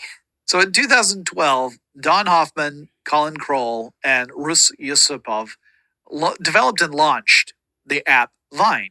Now, for those of y'all who have never experienced Vine, it was a short-form video app where you could record and then post a 6-second video clip, and it would automatically loop once it reached the end. So it would play out the 6 seconds or however long it was. It could be less than 6 seconds. And then once it was at the end, it would start over again until you scrolled to the next, Vine. And this made the app ideal for meme-worthy content. So it was great for stuff like pranks or funny visual gags or amazing feats of skill. Like if someone was, shooting a basketball from half court and sinking it perfectly, nothing but net. Perfect Vine, right? And it also meant that folks started to get really creative. They started to look at Vine as sort of a challenging platform, and they wanted to create content specifically for it. And they would create 6-second long stories, typically comedic, right? You would have a setup and then a punchline, and it would all take place in 6 seconds. But sometimes it would include things like scene changes. This was not easy to do in Vine because there were no real editing tools to speak of within the app. You could record, then you could pause recording, and then you could start recording again, but you had just that 6 seconds to do everything, and you couldn't cut and edit clips together. So if you had like a really good take in the first 3 seconds of one version and a really good conclusion in the last 3 seconds of another version, you couldn't pair those together. You had to get it all done in one go, which meant if you made a mistake, your options were either post the imperfect version or keep trying till you got it right. Even so, with these restrictions, folks flocked to Vine to make some pretty amazing short videos. And they ranged all over the place. I mostly think of the comedic ones, but there were other ones too. There were some that weren't, comedic. They were like heartwarming, or they might make you weepy depending upon the content. Vine was a phenomenon shortly after launching in June of 2012, and it was enough to convince Twitter to acquire the company in October of 2012 for 30 million smackaroos, which is not bad for a newly launched app. A couple of years later, in 2014, some successful Vine creators all banded together to move into an apartment complex, which became kind of a ragtag collaborative studio in a sense. And they found further exposure on mainstream media. Like their success on Vine translated to larger platforms, like classic ones, like on television. But even by 2014, things were starting to get rocky for Vine. One major reason is that Vine was in trouble due to hefty competition. You see, the same year that Vine launched back in 2012, Meta, which at that point was just known as Facebook, acquired Instagram for $1 billion smackaroos. That's really a princely sum. And then in 2013, Instagram introduced the ability to post video clips of up to 15 seconds in length. So already more than twice as long as a Vine. Instagram also already had a huge user base, which was made even larger by Facebook's integration. And it took a big old gulp of Vine's milkshake as a result. Now, this move should not have surprised anyone, because even back then, Facebook already had a reputation for scooping up companies that could otherwise distract Facebook users. Instagram was actually a great example of this. Instagram was one of those acquisitions where Facebook says, oh, this other app is starting to get people's attention, which means their attention isn't on our website, which means we're not making money from them. I don't like that. Let's fix it. And Facebook typically had one of two ways that they would fix this problem. They would buy the company and incorporate it into Facebook's corporate structure, and thus it became a bonus. It was adding to Facebook's value. It was no longer taking away. Or they could copy it. And if they copied it, then they could undermine their competitor. And in the case of Vine, Facebook chose that option. They would just mimic the defining features of the competitor, either in Facebook or in one of their other properties, and they would try to sap the user base back over to Facebook without having to buy the competition. That's kind of what was going on with Vine, and it worked. The money began to shift from Vine to Instagram, and that money was largely coming out of marketing departments.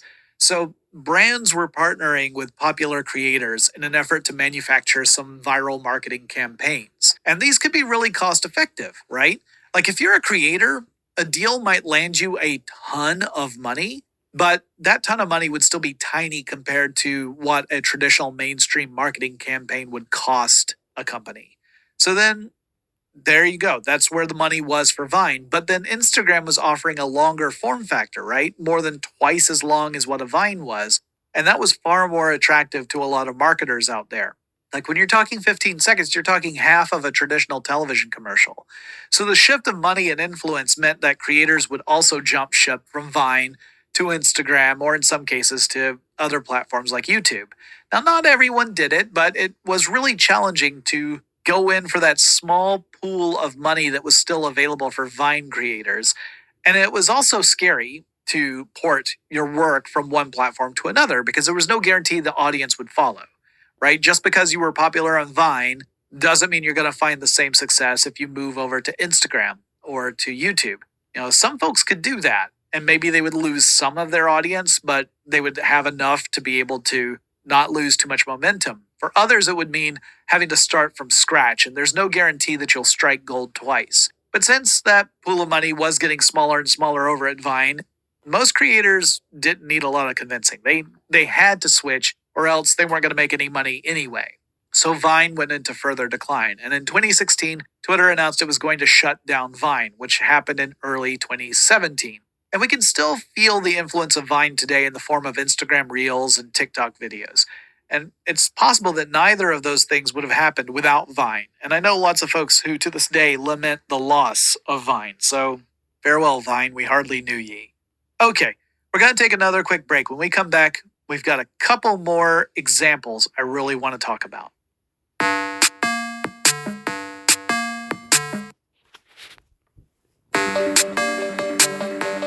But Google Wave has a special place in my heart. So Google launched this bizarre app back in 2009, and it was a real-time online collaborative tool. And it was kind of like a Frankenstein's monster of features. There were elements of email worked in there, instant messaging was worked in there, online word processing, and lots more. So you could create a document in Google Wave, you could invite online collaborators, and all of you could work within that document at the same time. And you would be able to see what others were doing in the document, like word by word. You could watch as they made typos and corrected and stuff. It was all back in the there. They never found a good use for Google Wave. By the way, I really miss that streaming video show. One of the fun things that we used to have in that show was that occasionally either Matt Frederick, one of the hosts of Stuff They Don't Want You to Know, would do this, or sometimes Tyler Clegg, who's now like the head of our podcast production, both of whom are still with the company. I would do a Tweet of the Week segment, and they would hold up a little bird on a stick. They would be out of frame, and they would poke a bird out of stick to be in front of my face, and they would make a tweet sound, which just shows how far those guys have come since we were doing the streaming news show. Anyway, features in Google Wave would eventually find their way into lots of other Google applications, but Google Wave itself was just not very long for this world. Google supported it for about a year. Then they essentially said, you know what, this isn't working for us, and they shifted it off to the Apache Software Foundation in 2010. Folks suggested that Google's decision was due to lots of converging reasons, ranging from just a confusing interface that was turning away new users to internal conflicts that were happening within the development team, especially at the leadership level. There were stories that there were leaders who were disagreeing on what Google Wave was even supposed to be, which meant that the development team was put in this really difficult position in the middle to try and create all things for all people, which was impossible. So they ended up creating something that was for nobody. But even the Apache Wave version is no more. The nonprofit group had Wave in an incubator status for...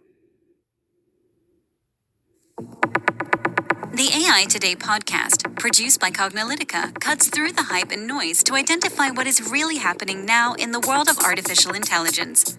Learn about emerging AI trends, technologies, and use cases from... Only enjoyed producing and doing this podcast for you, but it's also we enjoy hearing back from you about the various things that you're interested in.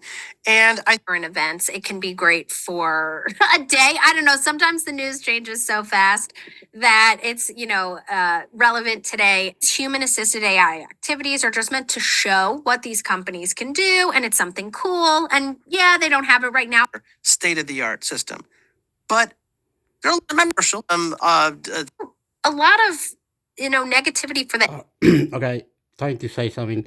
Very good, very good, very good, very good, very good, very good. Word from God, word from God. Bah, fuck, ah, ooh, wah, you, ooh, ooh, ooh. So good, man. If you don't get it now, you will never get it. I'm sorry. Fucking get off. Mary Hector. My name is Intimis Hector, and Chifu Hector Mix. YouTube. Subscribe. Motherfuckers, I love you. AI industry as well. Yeah, I mean, a good example of this is that Tesla, I want to call it Tesla again because it's just so notable here. Like they've been promising full self-driving FSD for a long time. And even though if like you kind of read the fine print, well, maybe it's like not really fully autonomous, you still have to do it. People believe what they see and they're like, they go to sleep in their car or they start doing things they're not supposed to in their car with themselves or other people or whatever, reading books, playing games, enjoying themselves in the backseat. Who the heck knows what? And of course, what happens? The car crashes and there's an issue. They die. And they go, well, I saw that in a video that they were showing me full self-driving. Well, it's like, well, what if there was a big disclaimer on the bottom? It said, humans may be driving this car. First of all, if you have a disclaimer, people be like, well, then what's the big deal? Then humans are driving cars all the time. It's not an innovation, right? And then also, but that's the truth, right? And people, and I think people, this is still AI is so hypey that I think, a very large percentage of the time, I think you should go into every interaction being distrustful, especially when it shows big claims that it's actually showing what it does. Google had this issue too. They had some thing where they were drawing and the drawings weren't actually, being generated by machines. I would say, I'm going to put this out there, everybody. Okay, this is going to be a little controversial. So I'm just going to put it out there. You know those videos that you're watching with OpenAI, with these self-generated videos? What if I told you that a human was involved in generating some of them? I'm not saying that necessarily it was. Not necessarily. Maybe they were 100% autonomously generated by their state-of-the-art system. But they're a little too amazing, aren't they? What if I told you that there was a possibility that it was human assisted in some way? Especially with the music. If you've ever played with 11 Labs, it's not always perfect the first time. And quite frankly, neither is AI generated art. So how much human intervention has been in those videos that they're promoting to get them out to look like they are so absolutely amazing that you could do this the first time. And it would be like, professional level quality. That's why we're not like going, oh my God, look at OpenAI, look at everybody. First of all, everybody else is doing that. You can listen to 500 podcasts and read 2,000 articles and they'll all tell you the same thing. But no one's actually saying, well, wait a second, how many times have we been fooled before? And the answer is not 100% of the time, but also not 0% of the time. So the problem is it's hard to find it, right? It's hard to catch this issue because it needs to get exposed, right? These companies are never going to come out and say, well, we're doing pseudo AI, we're doing AI washing. No way are they going to come out and say that. It's when they're getting caught. So how many other things? Yeah. True, lady. True. Both of you. Very good. Because must say, oh, it's for free or something, and then you try it out. It's the editing program or whatever it is, and the system. You try it out, and then you got to pay monthly to get in here. You want a free trial for 3 days. That's it. And to this free cost $5. Put your credit cards right here. It's incredible. Mind blowing. It's not free, and sometimes you have to pay, and it's all right. You pay 16, 20, fucking whatever it is a month, 31 days. You got mind blowing for 31 days. Then take it all out and don't let them use your key card or something. No, I don't know how the fuck you want to do it. It's all money shit. Fucking it says free and then it's not free. I don't know what the website or the fucking thing's doing. Fuckwit. Things are going on where there's still humans in the loop and there's actually humans doing this and you're pretending that it's AI when it's actually not. That you're never going to know. Never know. And I think for us, the red flag is sometimes when it looks really too good to be true. And then second, when it's not actually available. That's the second tip is like you as a user, you know that you can't actually access technology. Now, look, I don't want to make any claims, false claims or untrue claims that what we're seeing is fake. They could quite likely be real. All we are saying is that there have been many instances, even by these large companies, where they said full self-driving was real. They said that robot was real. It's like, well, they could have just zoomed out and they could have shown the person holding the glove, and you would have seen that robot was not folding its own laundry. But they don't. And I think I just encourage you all a little bit of critical thinking to think about it, and then go try it for yourself. And if you're saying, why is my stuff not working as well as their stuff? Don't immediately think that you're doing something wrong. Maybe you should think, well, maybe that video was human assisted in some way. Exactly. And I think this sort of comes to this next point about pseudo AI is that when people realize and discover that things are not as autonomous or as AI capable as they are, people lose trust. They lose trust. And, companies overpromise, and underdeliver all the time. This is the cause of most of the AI winters. People are also scared of AI. Okay, what if like Pakistan and England, Pakistan created some business where everything was going cool. AI fucking this, AI fucking I create robots, this, that, and fucking whatever. Collect the computers. Yeah, right. Next minute, you know, they've got wires coming out of things, doing crazy things, and they're saying that you're doing it. You're getting it. They're blowing your mind, lying your fucking ass out, collecting computer parts and making fucking this, that. It's just that they found out that the battery or something, it can be very strong now. It can last longer. Fucking poof, the material is better now. That's all they found out. They just and they want, and you have to create your own codes piece into that fucking. It's all fucking corrupt, mate. It's fucking a lie that they say. It should have been when the fine was only $1,000, no more, no less, or something. They lie. Fucking everyone can't make their own business, can't make their own things. Can I cry. Africa, poor people. Technology is not everywhere. Generations of genocide, killing. They lose trust. And, companies overpromise, and underdeliver all the time. This is the cause of But they can't bust bitch fucking dogs they are, mate. most of the AI winters. People are also scared of AI.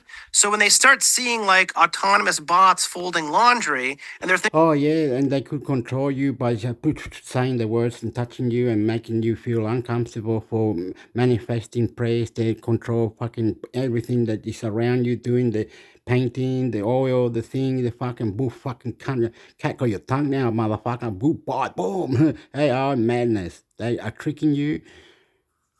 And anyway, it's you who needs to control that. It's you. Maybe we are lying to ourselves. Actually, it's maybe us ourselves can have the control and control that robotic or control the things that the whole planet wants out of it. It can you're just pressing. This needs to be answered. So that was yesterday. That and that and that. This was yesterday. Was asked to do this. Here are the codes to help out. This is was the AI reply like this, and now we need to you press to the bottom. Wasn't all free. Fucking bam, boom, fucking insane. Question. ever all the time. This is the cause of most of the AI winters. People, not many countries in the world can have all this. You understand it? Africa, Ecuador, Chile, kind of all of fucking. Oh, I'm gonna create a mechanism in the warehouse, and it's gonna be a computer with fucking all these fucking mad phones or gadgets or thing. Fuck you. are also scared of AI. Oh yeah, can't fuck. So when they start seeing like autonomous bots folding laundry and they're thinking, oh my goodness, we're like one step away from that bot knocking on my door with the police, thing and, being autonomous. People might think that we're like inches away from something when we might actually be miles away from something. And that you just enhance their fears of something that they shouldn't necessarily be afraid of, right? Of course, you have issues of like trust and data. We talked about this also. There was a company called ID.me that was saying that they were using facial recognition for their ID thing, but they really weren't. And it's like, look, of all the things to fake, facial recognition is not one of the best ones because people don't like it. So saying that you're using it when you're really not, you're probably better off saying we're not actually taking your face and we're using some database, but maybe you would have gotten into some trouble. This is the problem with pseudo AI. I think AI pushes people too much to the limit of. Or maybe they wouldn't have gotten the deal. Where it's like, well, we don't want just a general database. We already have that. We don't need a new vendor for that. And you go, oh, well, like Ron said at the beginning, let me sprinkle a little AI in this. And now suddenly you can win deals. Yes. And I think that's the other issue is that the FTC and the SEC are looking at this because it stifles innovation. It's when people are truly trying to work on the problem, they're thinking, wow, this problem is really hard. I don't know how to solve this problem. Next thing you know, 5 minutes later, you're seeing a video on LinkedIn or wherever on Facebook or whatever TikTok, and you're thinking, how the heck are they doing that? I've been working on this problem for years and I haven't been able to figure out. They're out there cranking it. And you think, well, problem solved. I might as well just give up, because I'm not going to be able to beat XYZ company at this game. When you're realizing, oh, wait a second, that wasn't, they didn't actually, they couldn't actually solve the problem, so they had a human. Oh, right? You might have it wrong, buddy. What I got to say now is going against you. Oop, I got a throat. What I got to say, some simple person says, I can do that. I can do many things. I can create my own website, put it on YouTube, Facebook, my website with Discord. I can make this. It helps me to create money on my promotion thing. People pay there. I can sell my shirts. I can do things. I'm more lovable. I like Discord. I like Discord. I like PayPal. I like people paying. I like all different platforms. Wow, I can groups everywhere. They calling me. People, it's fantastic, mate. They calling me. Sexy chicks are calling me now. From nothing to nothing. I'm doing live blogs and poof, I fucking love you. I'm the best. Someone is doing that. Wow, beautiful. Winning bitcoins, AI business, AI this, AI tools. They're just doing it for entertainment and just to earn $1,000 a week or maybe $1,000 every 2 days. It's lovable. This game. When you're realizing, oh, wait a second, that wasn't, that they didn't actually, they couldn't actually solve the problem, so they had a human. Oh, right? I mean, what is it? Companies who are working, trying to actually get cars to be completely 100% fully autonomous, not realizing that even what does this really mean for you? And I think Yeah, well, it really like the question could be beautiful, beautiful, beautiful. Get it all beautiful, beautiful. This is got Wednesday when I walk the dog and everything. Other people do other things, and you can ring this one particular number, and an operator will take your name and will investigate who you need to ring in the community. I'll come back to you with your email. We'll do it all private on the phone, right, and then I'll look for whatever it is that you wanted, and we'll do it for you. And you win. You fucking win. we tell you, it's like, don't make fake AI claims. If you're under the gun, like you're building a project, you may not building an autonomous vehicle. You might not be doing AI video generation from scratch. You may not be building a humanoid robot. Okay, but how can you have the alternative? Can it be alternative like Bitcoin? You're dumb and stupid. How that happen? Fucking, they didn't. They were just saying it was meant to be like that, but they fucking insane, mate. Fuck up, mate. But maybe you're building something that has to do like some claims processing thing, or maybe something that has to do some image recognition thing. And you might be thinking, wow, we're running into all these problems, but I've hit this, I've hit this wall, but I have a commitment. So you might be thinking, well, maybe I'll just have maybe I'll go get some outsourced firm and I'll have them do a little bit of the work. We got the AI doing like 80%, but maybe I got my humans doing 20%. And they go, problem is solved, right? I have my AI solution here, quote unquote. You don't see my finger quotes here, but I have my AI solution, but really it's human assisted. Don't do that because it's not going to. Oh, I pressed the fucking... This message comes from Wall Street Journal sponsor C3 AI. God. Let's pray to God, in the body, God, manifest. God, in the body, God, manifest. On the name of Jesus Christ, amen. C3 Generative AI equips enterprises with verified, traceable answers. It's secure, hallucination-free, LLM agnostic, and IP liability-free. Learn more at c3.ai. This is Enterprise AI. Make EVs cheaper in the future. From WSJ reporter Rhiannon Hoyle. But first, before WSJ auto columnist Dan Neal got behind the wheel of Tesla's Cybertruck for the first time, he knew the car was polarizing. But once he got into one, a $100,000 Cybertruck all-wheel drive foundation series to be exact, he found quite a few things that surprised him. Dan took a test drive that he described as a thrashing. Now he joins me to help answer one big question that mid-size Cybertruck without perhaps so extreme a roofline with the same body panels would be. So we popped it in. I got 248 kilowatts charging immediately. 15 minutes later, we were on our electric cars. Yes. You've won, America. You've won. You've done it well. Electric cars. You've won, America.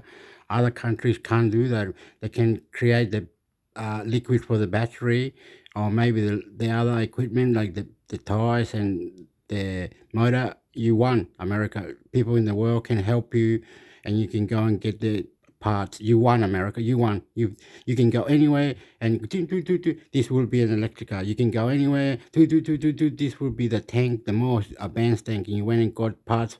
Oh, we need this part that is in German. Boo.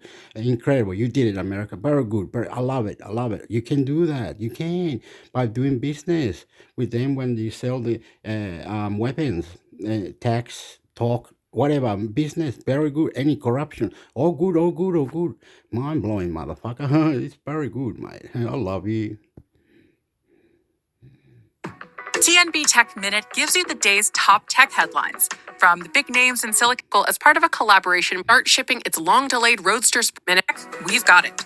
Check out TNB Tech Minute in the tech. He said from X, Musk's CEO Elon Musk says that Tesla intends to start shipping its long-delayed Roadster sports car next year. In a series of posts on his social media platform X, Musk said that Tesla has finished its design for the vehicle as part of a collaboration between Tesla and his rocket company SpaceX, and the vehicle would be unveiled at the end of the year. He said that the car will be capable of accelerating to 60 miles an hour in less than a second. A coalition of more than 30 European media organizations is suing Google for $2.3 billion.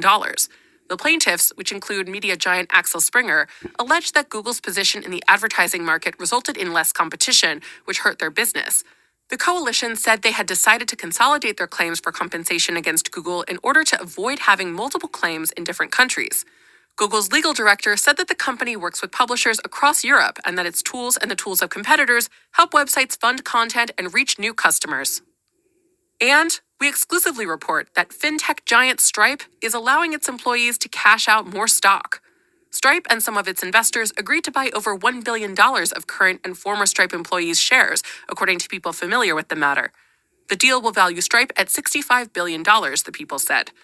With this deal, Stripe appears likely to delay an IPO until at least 2025. For a deeper dive into what's happening. Okay. Say that I don't know the name of the people, but there was one working for the taxation office and another one for the IBM enterprise, and another one working something to do with the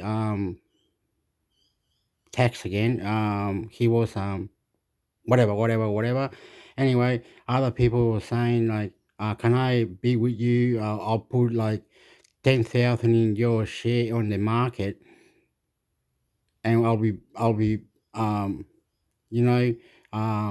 got my enterprise over here or something.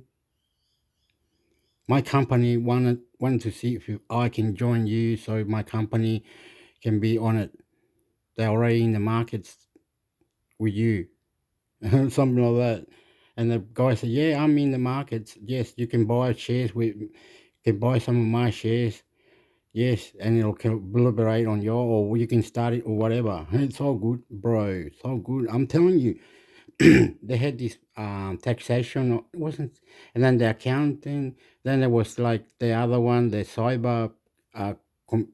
It was good. And people can buy those people who work there.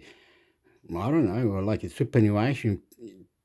The wife said, "I'm putting my money into a little bit into my husband, some little bit," and she put money in the husband superannuation.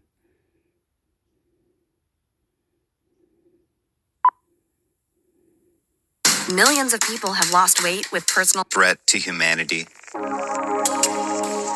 This week, can expect to lose 1 to 2 pounds per week. Individual results may vary.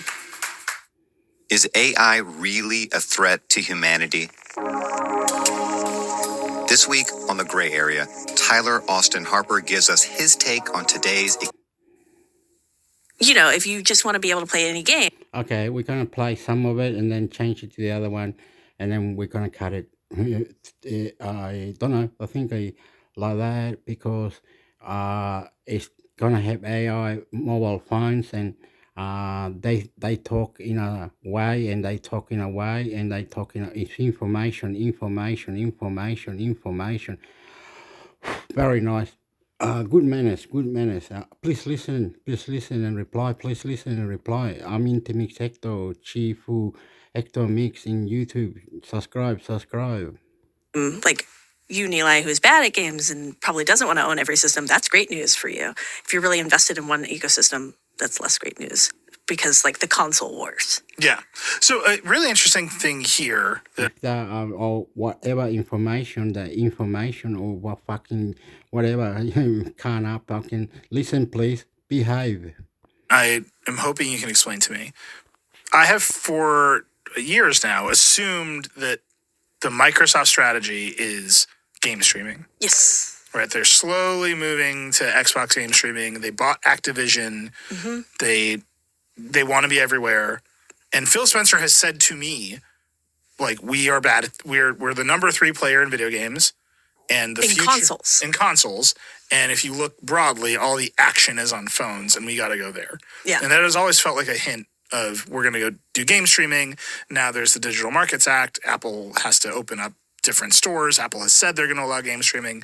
So you look at this shift, and it is not that. They're not putting Xbox Game Pass on the PS5. Right. They're just porting 4 titles to the PS5. Yeah. And people were that upset about it. But that's the part that I don't get. It's like, why? That's a lot of work. Like, isn't the point that we're going to stream the titles over there? It's not, like, given the architecture of these consoles now, it's not as hard of work as it used to be because they both run on the same, like, AMD kind of architecture. It's different enough that it's like, it's not like just point and click and you immediately transfer, but it's not as hard as it used to be. I think this is all kind of part of showing that they're friendly and that they're not going to create a monopoly in gaming, because right now they own Activision Blizzard, which was like one of the largest game companies. They are effectively one of the largest game companies in the world right now, right? Like I think Tencent and maybe Nintendo are the only thing that might even come close to them. So just absolutely enormous. And if they want to say, okay, no more Call of Duty on PS5, in 10 years they can do that. So this... No, but they ran around the world promising any government official that they would ship Call of Duty for at least 5 more years, right? Like 10. 10? Yeah. So they're like committed for the next 10 years. I mean, there are like feudal lords in European countries that you've never heard of that have secured a 10-year commitment for Call of Duty. And they're trying, and like a feudal lord, they're trying to show how magnanimous they are, right? They're trying to show, we got you. We want to be everywhere all at once, but we also don't want to destroy all of our competition because we need them to sell games. Oh man, that is so charitable and so wrong. Yeah. Oh man. What's your read on it? So we should. You're probably right, honestly. But I don't know. We should cut off here because I think we're gonna have Tom on the show on Tuesday, who knows clearly more about what's going on than anyone at Microsoft. So Tom's going to explain what's going on here. But Nilay, I would just point you to the Xbox One. And the thing where Microsoft said, hey, here's a console that plays all of your games, but we're doing it in a slightly new way. And also a different thing happens when you turn on your TV. And gamers just about burned the buildings down at Microsoft. Like, this business is too big to screw up. And if you're Microsoft and you're out here saying game streaming is the future, we're moving these 3 games you've never heard of and Sea of Thieves over, and people lose their minds, like... Microsoft is going to play this the slowest possible way because it is desperately afraid of losing this little bit of love that it has in the gaming community. Like, I do actually agree with Alex that there are some reasons to be worried about the antitrust ramifications of just running roughshod over the gaming industry, which in theory Microsoft could afford to do. But also, pissing off gamers goes real bad for everybody, and Microsoft knows that better than anybody. And so it is going to take this the slowest it feels like it can afford to take. Which is why there's a lot of rumors. We wrote a piece this week. Like, Tom really thinks a handheld is coming. He'll talk more about it with David on next week. Sean also fully wants... he wants to manifest a handheld that's like a Steam Deck with Xbox built in. Like, I am rooting for Sean because I think that will be cool too. But they did tease some like unique hardware coming. They've teased that some bigger hardware is coming down the line. Phil Spencer keeps liking tweets about. Yeah, he keeps liking tweets about handhelds, and they keep in this conversation he had with Tom. He said, "Yes, some unique stuff's coming." So like a handheld is coming. Like, a handheld is coming.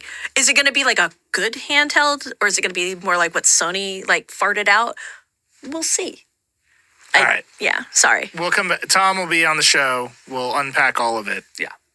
I'm legitimately confused about why port 4 games to another console? I'm gonna if your strategy is to be everywhere and the problem is phones. We're gonna throw you into the Xbox like Reddit and just. I think the confusion will go away. Can I interest you in gamers? Oh no, it's Hi-Fi Rush. Okay. They were mainly I think they were more concerned about Starfield, which it sounds like is not going to be in this initial run. So to be fair, that was the one they were really passionate about because it just came out.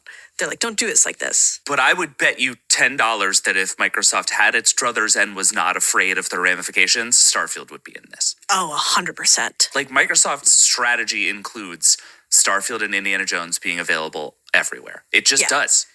It's coming. It's just they're going to be like 6 months from now. They'll be like, oh, it came out. Don't worry about it. Don't worry about it. Phil Spencer is just like quietly tiptoeing in slippers towards the future that he is promising. Like that's where we're at here. High up on the tippies. Exactly. Oh my God. High heels on the tippies. Yep, I know. There we go. I said it all the way to work today. That's how I walked. It's the next to work. line that's the real problem. I'm not going to let's finish just it. move on. We're good. We're good here. I love TikTok. All right, that's Microsoft, and again, Tom will be on the show, and we'll try to figure out what all this means. We should talk about AI briefly before our lightning round. By the way, 2 more people have asked me how to sponsor lightning round, and the answer is that for all my jokes about taking your money, that's not my job. I don't know how. That's not what we do here. Just Venmo him. The influencers know how to take money. But we just do disclosures and other people take the money. So we'll figure it out. I promise someone else is going to take your money. But we should talk about AI quickly and then do a lightning round. We mentioned at the top of the show that Google's strategy is very much, we hope over time this makes sense. I would say that my understanding of the Gemini product roadmap right now fits perfectly into over time we hope this makes sense. Because they announced Gemini Ultra, which is $20 a month. Mm-hmm. And then, David, you just wrote about Gemini 1.5 Pro, which they're like, is as good as Gemini Ultra. It's fantastic. What is going on here? So Google, in case you've wondered if Google is good at naming things now because they decided to name everything Gemini and that seemed like it made sense, don't worry, my friends. Google still sucks at naming stuff. There are, I think, 4 different product names between the Gemini product that you use and the Gemini subscription that you pay for. There are 4 different product names. But at any rate, so Gemini 1.5 is basically Google's new next model. It makes sense. Everybody's always working on these next models. I was talking to Sundar Pichai, their CEO, about this yesterday, and one of the things that he told me was he thinks that over time, eventually, these numbers won't matter to people and all of this stuff will just sort of happen in the background. He compared it to Google search, where like search doesn't get new version names. It just kind of gets better over time. I want to point out that Sam Altman said that a million times before announcing GPT-4. Just saying. Oh, sure. And there's 3.5 and there's 3.5 Turbo and there's GPT-4 and now GPT-5 is apparently a thing, even though he said it wouldn't matter. Like, all of this is insane. But we're going to get to that point eventually. But right now, we're very much in this arms race. And I think especially the way you have to understand the arms race is these 2 companies in particular, OpenAI and Google, are in a massive land grab for developer resources, right? Like if every company on earth is at some point going to have an AI strategy, and at this moment, that's what it looks like, there are basically 2 players right now they can give a whole lot of money to. And there is a lot of money in winning that. Like, think about what AWS did for Amazon, right? Because it was early to, we're very good at giving you developer resources in the cloud.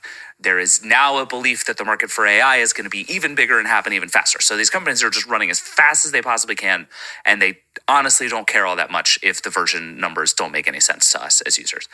But so Gemini 1.5 is coming out, and at some point it will just sort of wholly replace Gemini 1.0.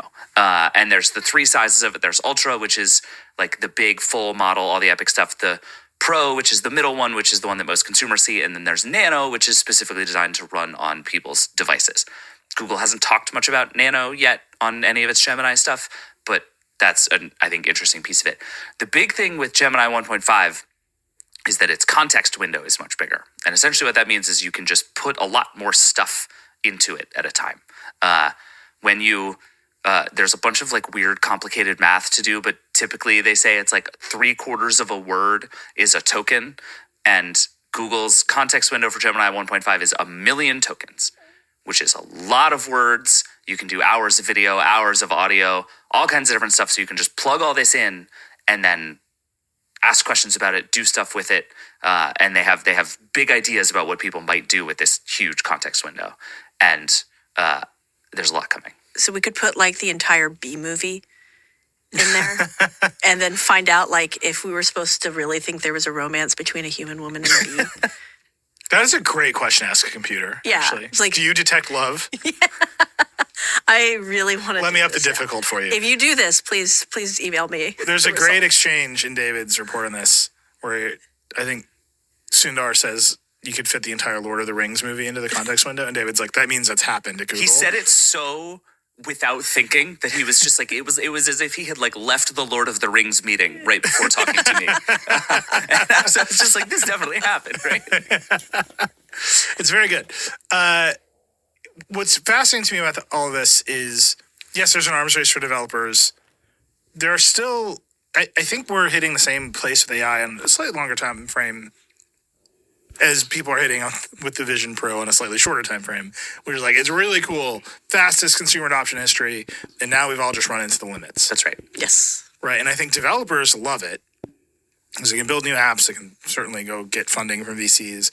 You can write code with it, which I think people really love to do. And sort of everywhere else, it's like what I can do is produce spam at a higher rate than spam has ever been produced before and turn the internet into a fetid swamp. Oh, the corporate folks love it. Yeah. Because they're like, yeah, I can just have it do all my emails. When I have to do a memo, I just have it write the first draft of my memo for me. And you're like, well, you shouldn't do that. Don't you? You should write. That's important. I think sending corporate emails with AI is, I don't actually send a lot of emails. I refuse to use enterprise same. software. Well, not that part, but thing about me. Like the idea that some transactional email is better written by AI than fine. But like that is a pretty small use case on the grand order of things. Yeah. I'm wondering, like, David, as you looked at this model, as you played with Ultra, as you've played with the other ones, do you see that next set of big uses showing up? No, I think there's going to be an increasing kind of creative state of the art. Like one of the other things that happened this week was OpenAI launched Sora, which is its text to video model. And so I think the kind of state of the art of stuff you can make creatively, there's a just massive room left to go. And there's going to be all kinds of cool stuff on that front. But including those in radiology, compliance, and medical record generation, search, and summarization. Later, we both discuss how foundational models will transform how AI is used in radiology. Without further ado, here's our conversation.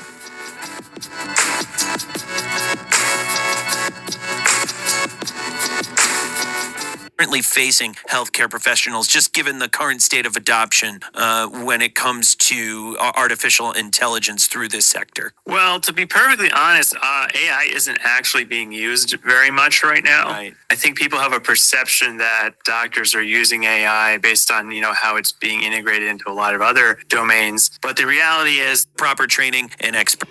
They can't be using AI to do surgery. Do it their own self, and they know how. They've been trying to do that. Been trying to open and increase the cancer and all the other bad system in your body, and you make love to beautiful people. You're doing beautiful things, but you gotta see surgery. Don't use AI, man. It's normal. They've been trained and fucking mind blowing. Feedback are a lot more reliable than just manual or human-based processes for at least remaining compliant. Going back to your radiology example, and I'm wondering in terms of, just the problem you presented of, radiologists not having enough time to do the study that they need. That seems like the obvious application there in terms of machine learning, in terms of computer vision, something that can scan an image and take a deeper sense of data. But I'm wondering if you wanted to expand from there, just in terms of the AI applications in those. Yeah, I can give a couple high level points which might be interesting. There's been about 1,000 AI software products that have been approved by the FDA. Most of those are just in the past few years. But the reality is that a lot of those are not very commercially successful because the benefit or what's the word? Sort of value proposition for the hospital is not very. All right, we killed it, Hector. I mean, what are you doing, dickhead? People don't not like you, dickhead. I'm sorry, well, they weren't like me then. Fuck 'em. Idiot. Paste, hurry up.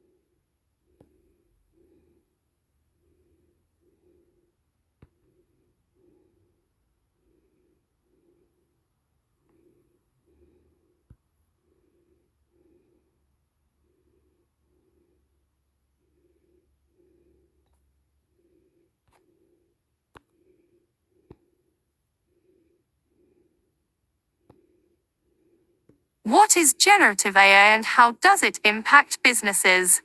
BCG. The new wave of generative AI systems, such as ChatGPT, have the potential to transform entire industries. To be an industry leader in 5 years, you need a clear and compelling generative AI strategy today. We are entering a period of generational change and artificial intelligence. The motherfuckers already done it, mate. They beat you, Hector. They've done it. They've gone to ChatGPT and made business out of it, motherfucker. They beat you, Hector. They beat you, United States. Oh, they beat you. They go in business, G20, fucking, they beat you. Politicians, police, fucking, they beat you. They won. They've done it before you. They said, AI, ChatGPT, can you, they've done it, Hector, and they made millions and millions after, when they worked everything out, it was millions and millions. Fuck you. Don't worry, Hector. They've done it. Until now, machines have never been able to exhibit behavior indistinguishable from humans. But new generative AI models are not only capable of carrying on sophisticated conversations with users. So if you fuck with them, ask the right question to the chat GPT. You get the right fucking, and then put it all together. More asking, you fuck with the chat GPT, and more, and you made it there, man, motherfucker. That's it. They also generate seemingly original content. To gain a competitive edge, business leaders first need to understand what generative AI is. Generative AI is a set of algorithms capable of generating seemingly new, realistic content such as text, images, or audio from the training data. The most powerful generative AI algorithms are built on top of foundation models that are trained on a vast quantity of unlabeled data in a self-supervised way to identify underlying patterns for a wide range of tasks. For example, GPT 3.5, a foundation model trained on large volumes of text, can be adapted for answering questions, text summarization, or sentiment analysis. I'm gonna push it forward a bit. Gotta listen to it, bro. This is mind blowing, you know that. The business already using it. We're slow. I don't know why they don't have spaceships, talk extraterrestrial, bombastic, any fantastic. The business is for the business. Money is for the money. And question, the answers. I'm into mix, Hector. Beautiful. Come enjoy a nice meal and beautiful. Put everything together and fucking beautiful. And get question, listen and reply. ChatGPT. Analysis. DAL-E, a multimodal text-to-image foundation model, can be adapted to create images, expand images beyond their original size, or create Mind blowing. variations of existing paintings. What can generative AI do? Geeking out on Janai. Vladimir Lukic. Video player is loading. Current time 0 hours. Duration 709. Remaining time -709. Beginning of dialog window. Escape will cancel and close the window. Text color opacity. Text background color opacity. Caption area background color opacity. Font size. Text edge style. Font family. End of dialog window. Geeking out on Janai. Vladimir Lukic. These new types of generative AI have the potential to significantly accelerate AI adoption, even in organizations lacking deep AI or data science expertise. While significant customization still requires expertise, adopting a generative model for a specific task can be accomplished with relatively low quantities of data or examples through APIs or by prompt engineering. The capabilities that generative AI supports can be summarized into 3 categories. Generating content and ideas. Creating new, unique outputs across a range of modalities, such as a video advertisement or even a new protein with antimicrobial properties. Improving efficiency. Accelerating manual or repetitive tasks, such as writing emails, coding, or summarizing large documents. Personalizing experiences. Creating content and information tailored to a specific audience. I get the idea that it's like this. Look, bro. I'm gonna. Goodbye. It's like this, bro. It's like this, bro. Look how many you got open now, dickhead. It's like this, bro. It's anything to do with AI tools, assistance,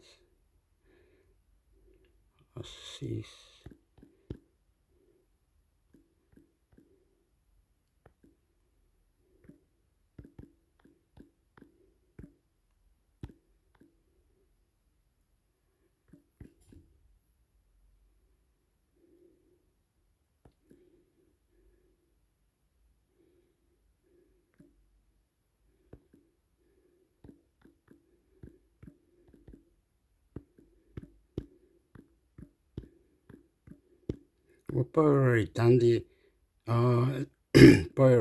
actor is going silly, eh? It's probably already done it on the other recording. Supposed to get the generator ChatGPT bot that you can build. You build it. You actually fuck with the settings. Mind blowing. You fucking it's a good one, man. The best. Not that you can't fuck with the settings. On this one, you can fuck to the setting 100 million times, bro. I mean the setting of the fucking thing, and you can talk to it, and still fucking mind. But be quiet, Hector. Relax. I don't know how to do it.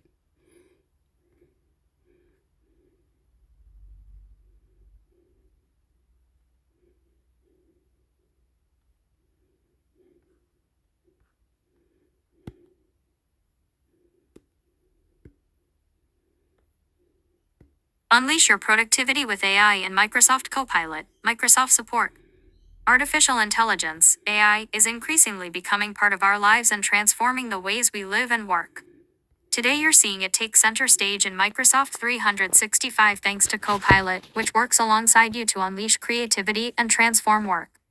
Defined simply, AI is the simulation of human intelligence by machines, especially computers. AI can perform tasks that usually require human intelligence, such as visual perception, speech recognition, decision-making, and language translation.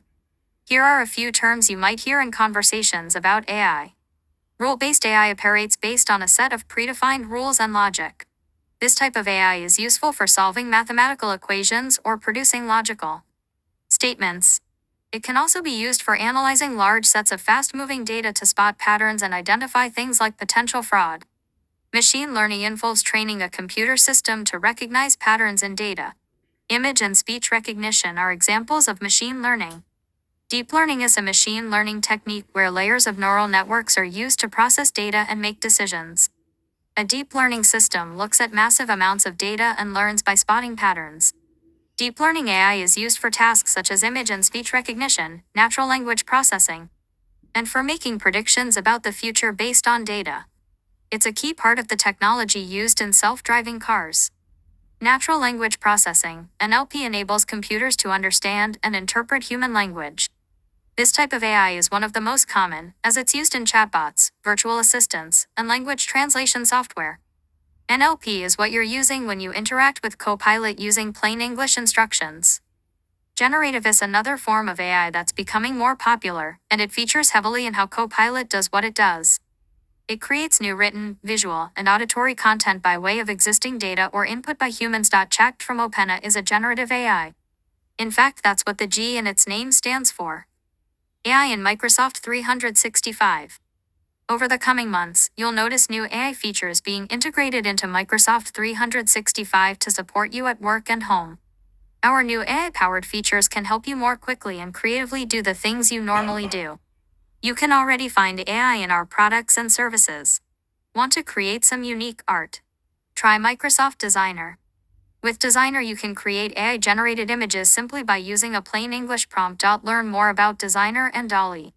For an improved search experience, use the new AI-powered Bing and Edge browser. Not only will you see enhanced search results, but you'll also be able to create content with Bing's new chat experience, powered by AI. Whether you're composing a report, an email, or a post on LinkedIn, write with confidence when you use a Microsoft Editor in Word. This AI-powered writing assistant helps you with spelling and grammar, clarity, and readability. Copilot in Word, PowerPoint, Excel, OneNote, and Outlook will help you be more productive, get your documents and presentations started more quickly, and help you quickly glean insights from your data or emails. For more details, see Microsoft Copilot, your everyday AI companion. Expect to see more AI integration coming soon to your Microsoft 365 apps to help you create better content, faster. Tip: find out what's new with AI in Microsoft 365 apps and experiences in our blog. Be aware of limitations. Like all transformative technologies, there are tasks that AI is not well suited for, so it's important to be aware of the potential drawbacks. AI-produced content and outputs may contain inaccuracies, biases, or sensitive materials because they were trained on information from the internet, as well as other sources. AI may not know about recent events yet, and struggles to understand and interpret sarcasm, irony, or humor. Please remember that it's not a person. It's important that you review any content the AI generates for you to make sure it has accurately produced what you wanted. You can help us improve our AI-powered features by experimenting with them and giving us your feedback. We are dedicated to using AI responsibly and helping you do the same. Our commitment to responsible AI is guided by a core set of principles, such as reliability and safety, privacy and security, inclusiveness, transparency, and accountability. Privacy. Copilot and Microsoft 365 are built on Microsoft's comprehensive approach to security, compliance, and privacy. For more information about privacy, see the following information. If you're using Copilot for Microsoft 365 in your organization, with your work or school account, see data, privacy, and security for Microsoft Copilot for Microsoft 365. If you're using Copilot in Microsoft 365 apps at home as part of Copilot Pro, with your personal Microsoft account, see Copilot Pro, Microsoft 365 apps, and your privacy. Where can I learn more about Microsoft's commitment to responsible AI? Microsoft has been on a responsible AI journey since 2017, when we defined our principles and approach to ensuring this technology is used in a way that is driven by ethical principles that put people first. Read more about our responsible AI journey, the ethical principles that guide us, and the tooling and capabilities we've created to assure that we develop AI technology responsibly. To learn more, see Microsoft's commitment to responsible AI. Note, this article was written by a person with a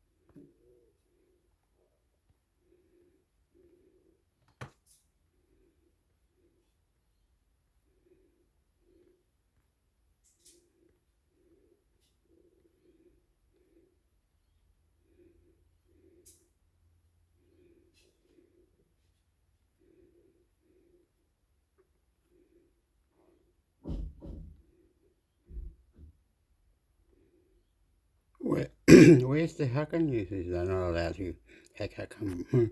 They had a photo of it, didn't it? I'm scratching my side, bro. And here it is, here. Oh, no, mira, here, Hector, or something.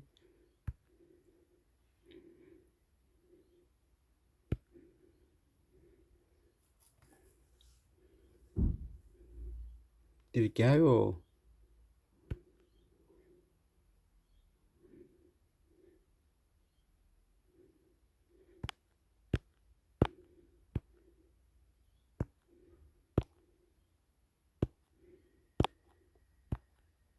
What's it meant to do? What's it meant to go there, eh?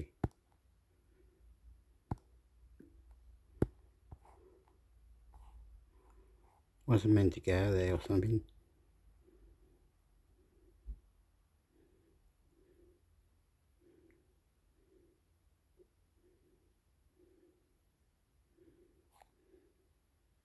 Okay, you're silly. You're meant to go there or something.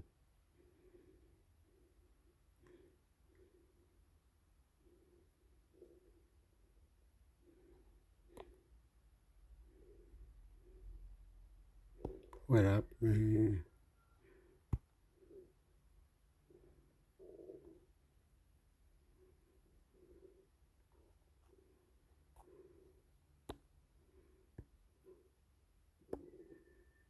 Welcome to LWN.net. LWN.net.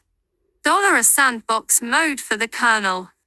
Kernel posted February 29, 2024, 3:49 p.m. at Cythera by Corbate. The Linux kernel follows a monolithic design, and that brings a well-known problem. All code in the kernel has access to the entirety of the kernel's address space. As a result, a bug in, for example, an obscure driver may well be exploitable to wreak havoc on core kernel data structures. Various attempts have been made over the years to increase the degree of isolation within the kernel. The latest of these, sandbox mode proposed by Peter Tesoric, makes it possible for the kernel to run some limited code safely. But it has encountered a bit of a chilly reception. Full story comments, 5. $LWN.net Weekly Edition for February 29, 2024 posted February 29, 2024 1:13 at Cythera. The LWN.net Weekly Edition for February 29, 2024 is available inside this week's LWN.net Weekly Edition. Front, Wait up. So you can go to every edition, whatever it is. Full story, yep. Let's say full story up there. Backs. Front, yeah.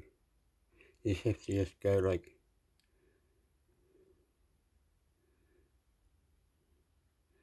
Well, let's go heaps of programs, Hector. For whatever computer or it'll fit in. Just Linux.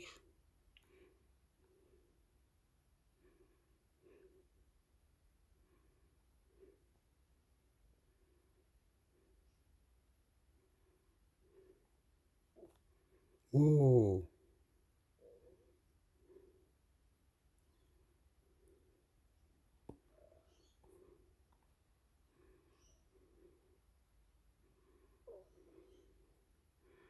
Whoa.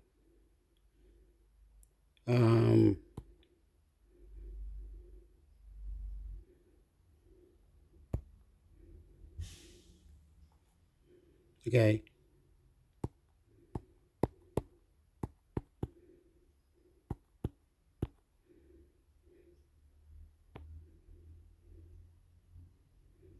No.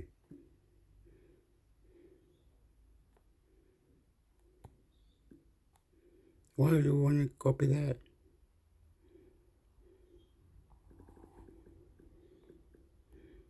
Copy that, is it?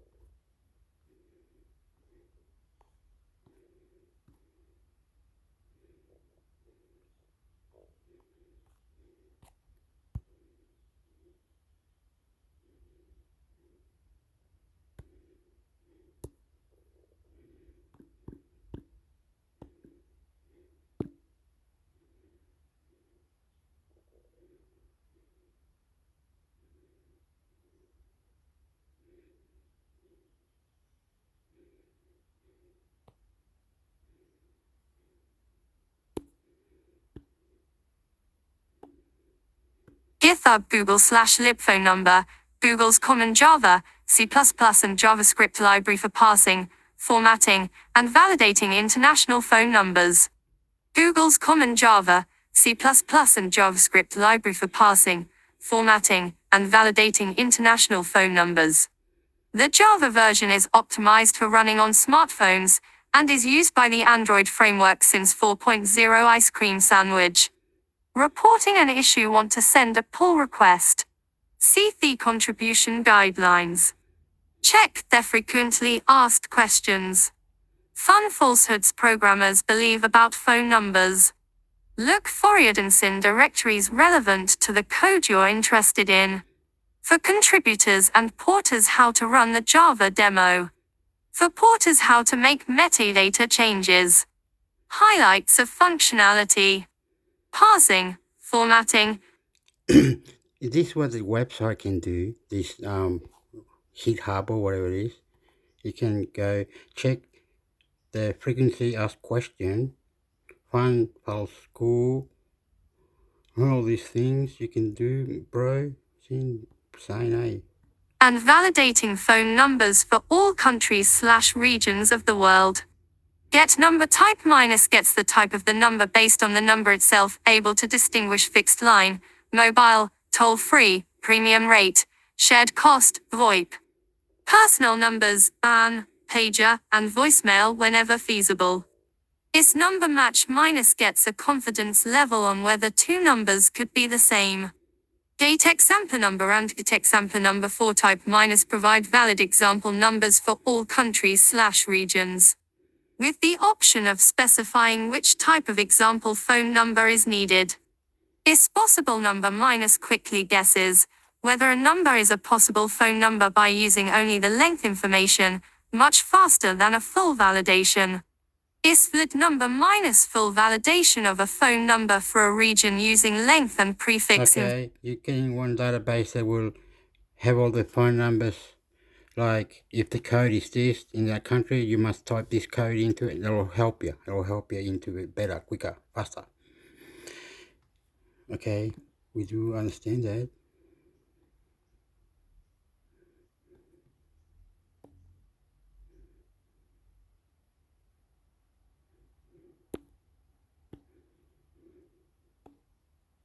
GitHub Google/Yaps, a formatter for Python files.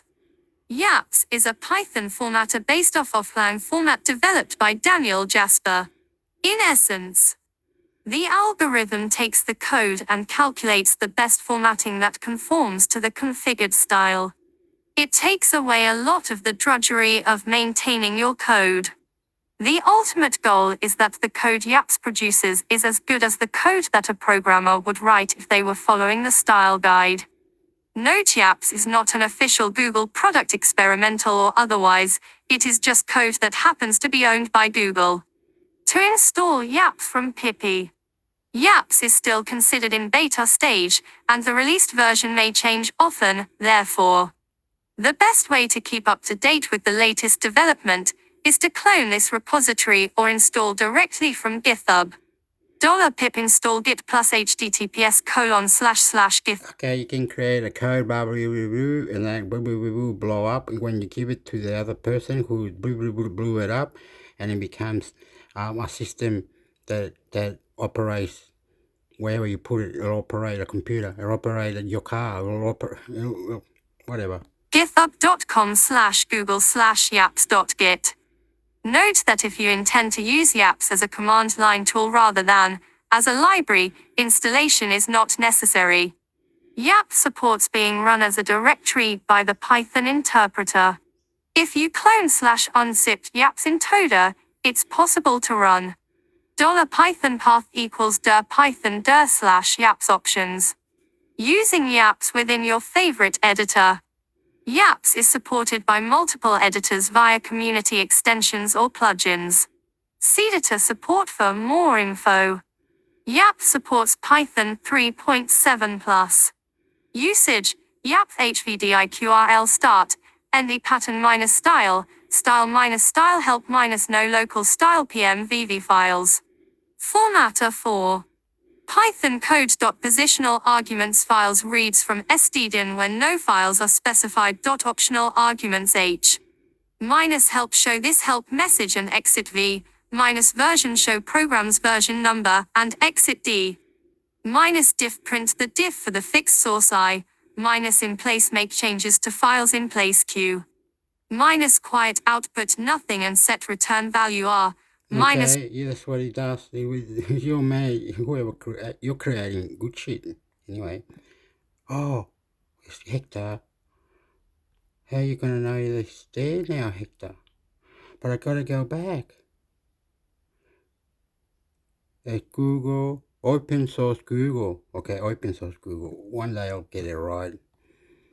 I didn't mean to do this.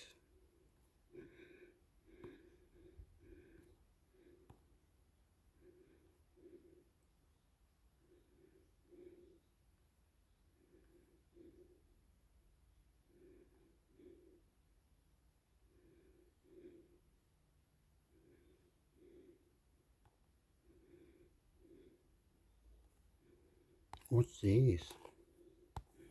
I have to look into it.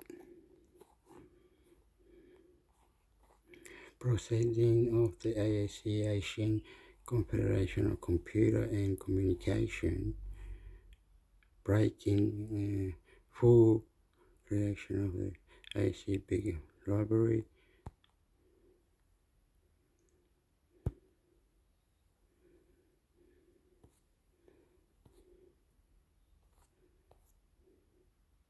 Okay. Accept all cookies. Okay.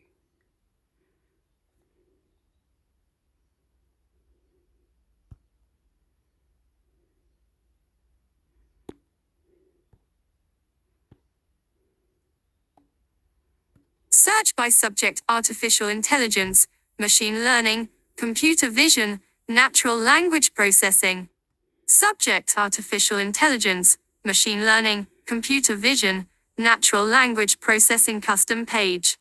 Showing 120 of 62,154 results. Research article. Open access. March 2024. Published by ACM. Reimagining Is there like, don't tell me. What's this?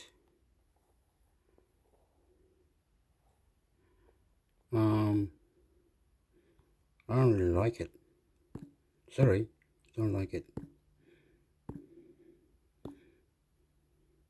Oh.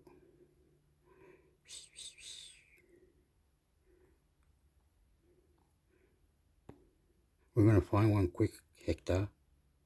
Amigo, Cantabanero, amigo. Caminero Abdullah.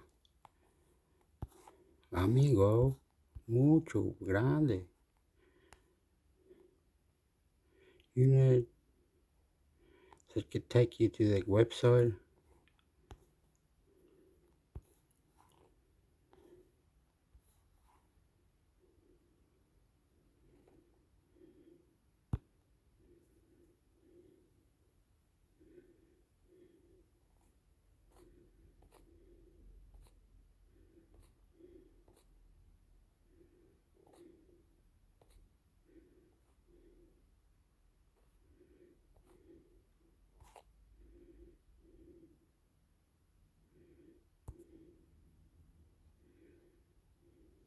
So how do you go NVIDIA forum? NVIDIA forum, there it is. NVIDIA stock forum discussion.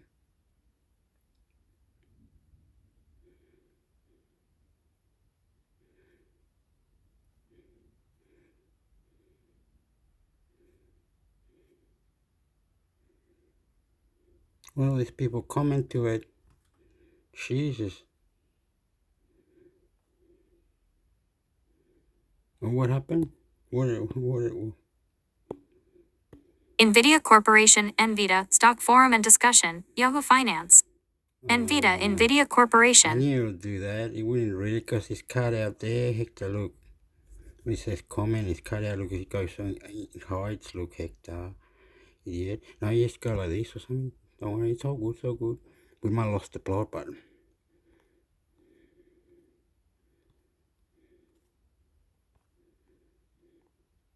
Oop, what am I doing?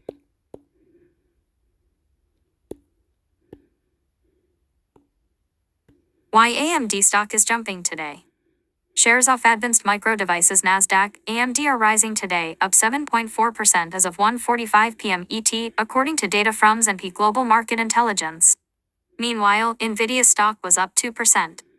NVIDIA may be AMD's biggest competitor in the artificial intelligence (AI) race, but positive news for the company has a tendency to lift other top AI players. NVIDIA's share price is moving higher today thanks to bullish coverage from an analyst and partnership news, and the gains are having spillover effects for AMD. NVIDIA's bullish news lifts AMD. No company has a greater impact on AI stocks valuations than NVIDIA. NVIDIA's graphics processing units, GPUs, have become the foundational hardware powering the artificial intelligence revolution, and favorable developments for the AI leader are often interpreted as a positive sign for other companies with exposure to the tech trend. So even though the company is a more powerful rival in the GPU market, favorable developments for NVIDIA often have the effect of sending AMD stock higher. Citing promising trends in the AI space, Tigris financial analyst Ivan Fainseth published a bullish note on NVIDIA. Why AMD stock is jumping today. Shares off Advanced Micro Devices Nasdaq, AMD are rising today, up 7.4% as of 1:45 p.m. ET, according to data from S&P Global Market Intelligence. Meanwhile, NVIDIA stock was up 2%. NVIDIA may be AMD's biggest competitor in the artificial intelligence (AI) race, but positive news for the company has a tendency to lift other top AI players. NVIDIA's share price is moving higher today thanks to bullish coverage from an analyst and partnership news, and the gains are having spillover effects for AMD. NVIDIA's bullish news lifts AMD. No company has a greater impact on AI stocks valuations than NVIDIA. NVIDIA's graphics processing units, GPUs, have become the foundational hardware powering the artificial intelligence revolution, and favorable developments for the AI leader are often interpreted as a positive sign for other companies with exposure to the tech trend. So even though the company is a more powerful rival in the GPU market, favorable developments for NVIDIA often have the effect of sending AMD stock higher. Citing promising trends in the AI space, Tigris financial analyst. Why AMD stock is jumping today. Shares off Advanced Micro Devices Nasdaq, AMD are rising today, up 7.4% as of 1:45 p.m. ET, according to data from S&P Global Market Intelligence. Meanwhile, NVIDIA stock was up 2%. NVIDIA may be AMD's biggest competitor in the artificial intelligence (AI) race, but positive news for the company has a tendency to lift other top AI players. NVIDIA's share price is moving higher today thanks to bullish coverage from an analyst and partnership news, and the gains are having spillover effects for AMD. NVIDIA's bullish news lifts AMD. No company has a greater impact on AI stocks valuations than NVIDIA. NVIDIA's graphics processing units, GPUs, have become the foundational hardware powering the artificial intelligence revolution, and favorable developments for the AI leader are often interpreted as a positive sign for other companies with exposure to the tech trend. So even though the company is a more powerful rival in the GPU market, favorable developments for NVIDIA often have the effect of sending AMD stock higher. Citing promising trends in the AI space, Tigris financial analyst Ivan Fainseth published a bullish note on NVIDIA stock yesterday. The analyst reiterated his buy rating and raised his one-year price target from $790 to $985 per share. On the heels of the price target hike, Rail Vision announced today that it's joining NVIDIA's Metropolis platform for machine vision technologies and will be using the GPU leader's tech to improve the safety and efficiency of rail travel. While a competitor's wins might not initially seem like a favorable development for AMD, overall adoption of AI technologies points to broad-based opportunities with the tech. What comes next for AMD? For the first quarter, the midpoint of AMD's guidance calls for revenue of roughly $5.4 billion. If the company were to hit that target, it would mean that sales would come in at approximately the same level that it posted in Q1 last year. Meanwhile, AMD is guiding for an GAAP adjusted gross margin of 52%, up from 50% in the prior year period. AMD has yet to see a major sales uptick corresponding with the rise of AI.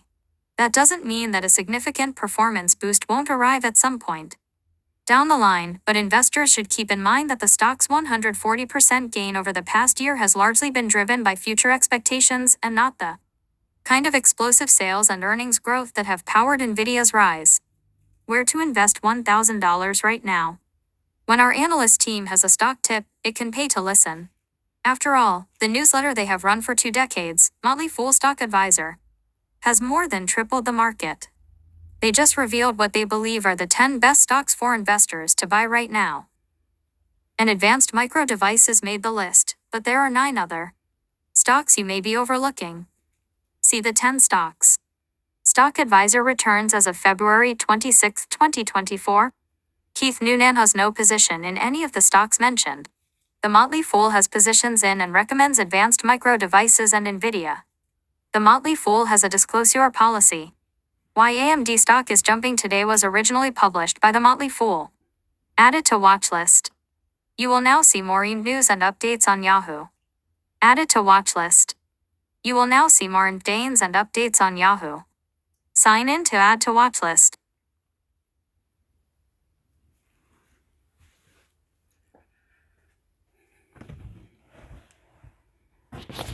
Last one I'm doing, last one. Gotta get out of this one. What was that?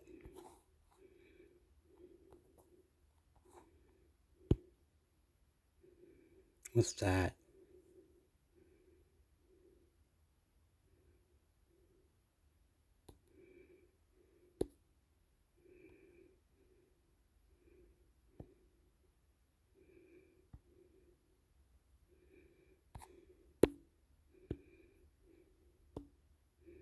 About the Motley Fool. The Motley Fool.